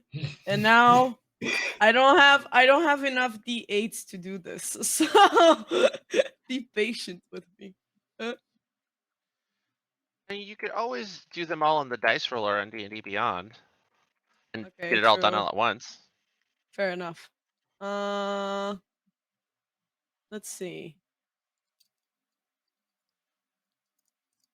I want a d8. I want 8d8. 1. 8. Roll. Anyway, so 45 plus. Wait, Oh, are there any ones in there? Because that one is gonna become a 3. So I think I might be wrong. Is it only your melee attack that you get to I don't get know. to up I'm not those ones, sure. or is Let it me all check of- actually. Because if it's only my melee attack, then it's fine because I applied it only to my great sword. So yes, you are right. Thank you for telling me that. Yeah. I or So it's 45. Did you say? yeah. So it's 45 plus 18. How much is that? Wait. 60. That's fine. I put the 18 in normally anyway, so that's Okay. fine. Done them separately. Okay, he's Yeah. looking hurt. No shit. Yeah. Oh, I forgot. I time- forgot something. I forgot the 1d6 from the hex. Hold on. Valid. yes. 6. Hell yeah! Sorry, I have no noise gate. I should not be yelling. Anyway. It's legendary action time again. Oh. Fuck you. He's gonna play whack-a-mole. So Amory and Cotton Candy this time need to give me a deck save. Oh. I would like to also use do I have a reaction this round now because I already went? Do I have a reaction Yes. again? Yeah. So Yep. I'm gonna where is it? I'm gonna use Stone's Endurance just in case. So but yeah, let's see if I win the deck. It's wait, because I can't read numbers. 16. Me neither. 16. I rolled another nat 20. I have a pink die too. Yeah. This is a lucky day, everyone. Hell 16 yeah. is a fail. Nat 20 gets a pass from me, so you're not going to take any damage because Just you rolled a nat barely, 20 on a yeah. deck save. Unfortunately, Amory is going to take 16 bludgeoning damage and be knocked Hold on. prone. Hold on. But obviously, use your Stone's Endurance to reduce that by Yeah, because I don't want to die yet. Where's my?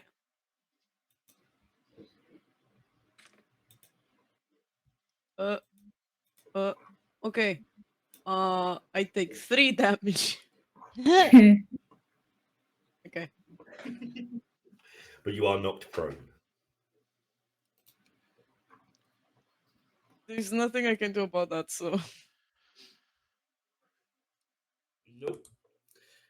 Cotton Candy's up. I know that it can't be frightened. Does that also, can I like assume that that would also mean they can't be charmed? Would that be a fair assumption to make? Always the case. No, they're very different things. So Yeah. there's no evidence to suggest that they wouldn't be able to be charmed. Then I will try this. I'm gonna cast Gias. Hell yeah. And I'm essentially going to command him to just. Okay, I'm just He gonna. doesn't roll. not to- I have his roll for him. I tell him his number because I have. Wait, hold on. No, not. Is that not how it to works? rain on that parade. But Gias has a casting time of 1 minute. Does it? Ah, fuck. Okay, yeah. Yeah. Then it's very much an instead, outside I of will combat do. spell. I will do my backup thing, and I will cast polymorph. Oh! That is a Okay. wisdom save.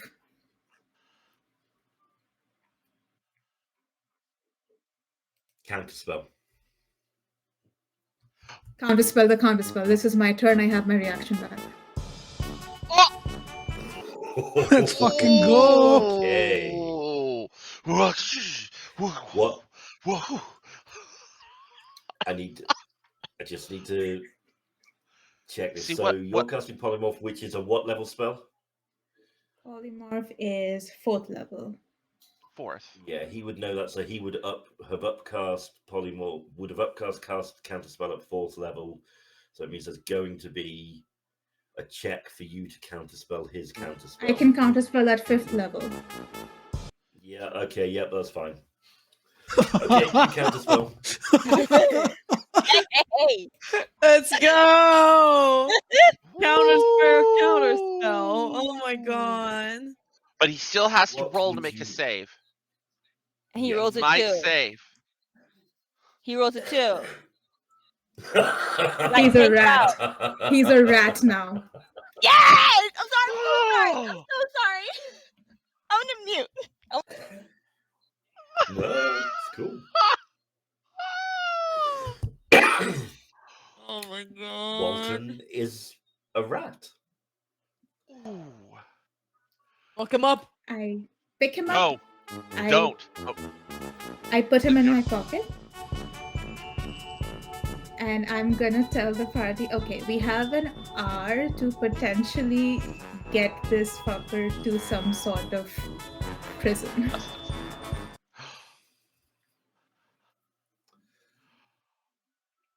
Oh, I mean, the animatronic dogs fall to the floor and turn into pools of you don't want to know what. I'm gonna go over to the person that's in the chains, the gnome. Are you okay? They are lifeless. They have been anything that was flesh in this thing is no more. Oh no. Oh my gosh. All right, let's move quickly. We only have an hour, and I'm going to carefully, like with reverence, get them off of the chains. Charlotte, grab any evidence you can find from the desk. You know what to On look it. for.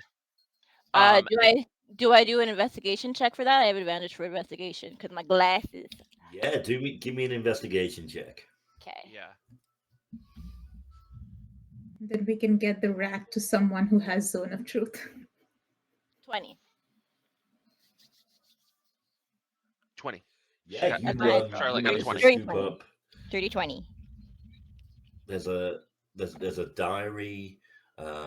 There's like various notes of things he's done and how he's tried to. He wanted more animatronics, so he tried to turn people into animatronics because they ran out of materials. There is. I'm going to say with that investigation check of a 20 as well. You're rummaging around and you find a little lever under the drawer of the desk, and you click it, and a panel behind it just slides past, and there is a glowing crystal, green glowing I was crystal. about to ask if we knew where that was. The source. So you This- can gather up the source of fun. Oh. And I'm going to say with an hour you can book it out, get this rat to the authorities. They will put some magic dampening shackles on the rat that will expand when he reverts to Walton form, and you have. I mean, I don't know if Funland Follies can ever be restored to its former glories. I don't know if people would want it to be now that they know just what went on there. But you've certainly saved this island and this town from this threat expanding. You've saved how many people we'll never know. But Sorry. one thing's for sure, you've got 7,500 gold, a sense of justice, no future employment, I'm afraid. No, my interview. And as you I'm ruined. wrap up and enjoy your downtime, eventually boarding your ship back to the Sword Coast, you sail off, and I don't know, is it just me, or did you hear the sound of metal on metal screaming?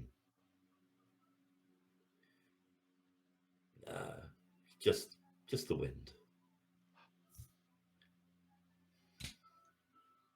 It's okay. It's And play. fine. Yay! Yes, it's all good. It's all was good.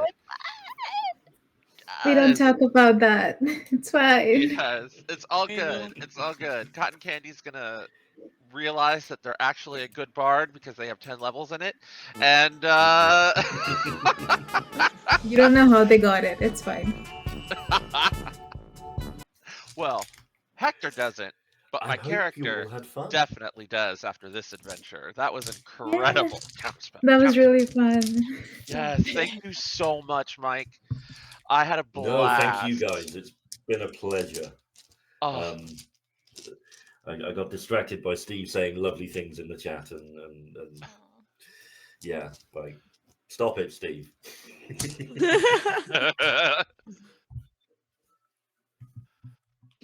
But yeah, so I hope you enjoyed what was a 2-shot condensed to a 1-shot. Who knows Really good. whether the park is safe, but hey, you got paid. Hey is always good. Hay is always good. If anyone's got anything they want to highlight, promo, plug, Yeah. Let's. I don't know. Go Let's ahead and do us some sign-offs. So Yeah, let's. we'll, I have let's to just check. I have to with- check something so I know if I can do my sign off or not. Yes. Blues. I'll go ahead and go first with outros. Yeah, Hi, I am Hector, aka Okami, at KG Okami all over the internet. You can find me at Blue Sky at kgokami.hio. You can also, not this Sunday because we're taking a little break, but you can find me on Sundays over at House of Dreams, running a Season's Oath Wanderhome Journey actual play series. And in the month of March, we're going to be raising money for Project Hope for the LA wildfires. And that is going to begin, as I said, not this Sunday, but the following Sunday. So I believe that's March 9th. Or on Fridays, Chaos Fridays here, playing Yabisi and Dark Waters, or any other amazing one-shots that we might have every other Friday.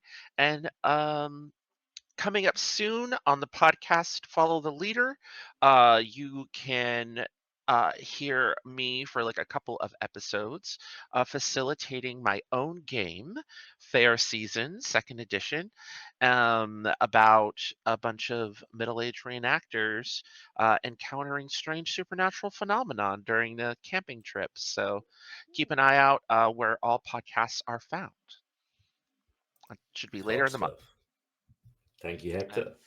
I'll popcorn it over to hold on, I'm looking at the name to the player of Charlotte. Please tell us who you are. You did a Hi. great job for your first stream. This is a really welcoming and accessible space to be having a first stream at freaking level 10. Like this I don't know, it was scary and then it wasn't scary because everybody was great and helped me a lot. Yeah, my name is Chanelle. I was playing Charlotte Lajabless, if I could say her name properly. Charlotte Lajabless today. And I can be found anywhere online at Chanelle, the same username as on my Blue Sky, as the link has been popping up in chat. And I have a link tree on my Blue Sky, so you can follow me around the internet that way. I am a visual arts educator and storyteller, and I'm just starting to I'm piggy dipping into TTRPG land. And I think I'm gonna put my whole foot in because I really had a great time today. So I'm looking forward to Definitely more do. stuff like this. And I'm gonna take the beach ball. I'm gonna throw it this direction over to the player of our lovely cotton candy. Hey, I'm Apri, Deshi. I'm Smarticot mostly everywhere. I also make little games with illicit peanuts. Yeah, and I play a lot, and most of my characters do have the same, either the clown energy, and they do tend to lick things a lot. So, yeah, that's me. And Rice, go ahead. Me. Hello. Hi, I'm Rice. Rice Cakes, who sometimes wakes up from being too concentrated on things and does a funny haha reaction on the screen. They, she pronouns. Um, you can find me at the original res on Blue Sky or Twitter, as I said before. Um, just go to Blue Sky instead, I guess. Ugh. Um, yeah. You can see me on Fridays once every 2 weeks here, playing a tiny little plant called Sprout, who's a cleric. Or now I can finally say it after so long. On Tuesdays, you can find me in Misadventures League, where I play in a kids on brooms, not on bikes, on brooms campaign. Uh, it is called Misadventures with Magic. It's technically the second season, but I got in. Yippee! And I also get to play with my partner. Yippee times two! Woo! Yeah. What else? Do I have anything else going on? I don't know. I'm a university student. Okay. I got tests to pass. That 8 from 6 schedule works real well. um. So yeah, pass it on, I guess. I'll Yes. take it up so that Steve can do the official farewells and whatnot. I have been your dungeon master, Mike. God, weird. I'm not used to that. You can find me on Mondays over at Misadventures League playing Hunter the Reckoning, where I play just a fucked up little priest who's a ball of nervous energy. And alternate Fridays here playing Dark Waters with half of this gang, where I play Jasper Skylark, who is a fucked up bard who gets nothing right. There's a theme in all my characters, but today I have mainly been a rat and rich gravy and all those fun people that I got to name. You can Yes. find me on Blue Sky Give at me Run the Like Craig. interview.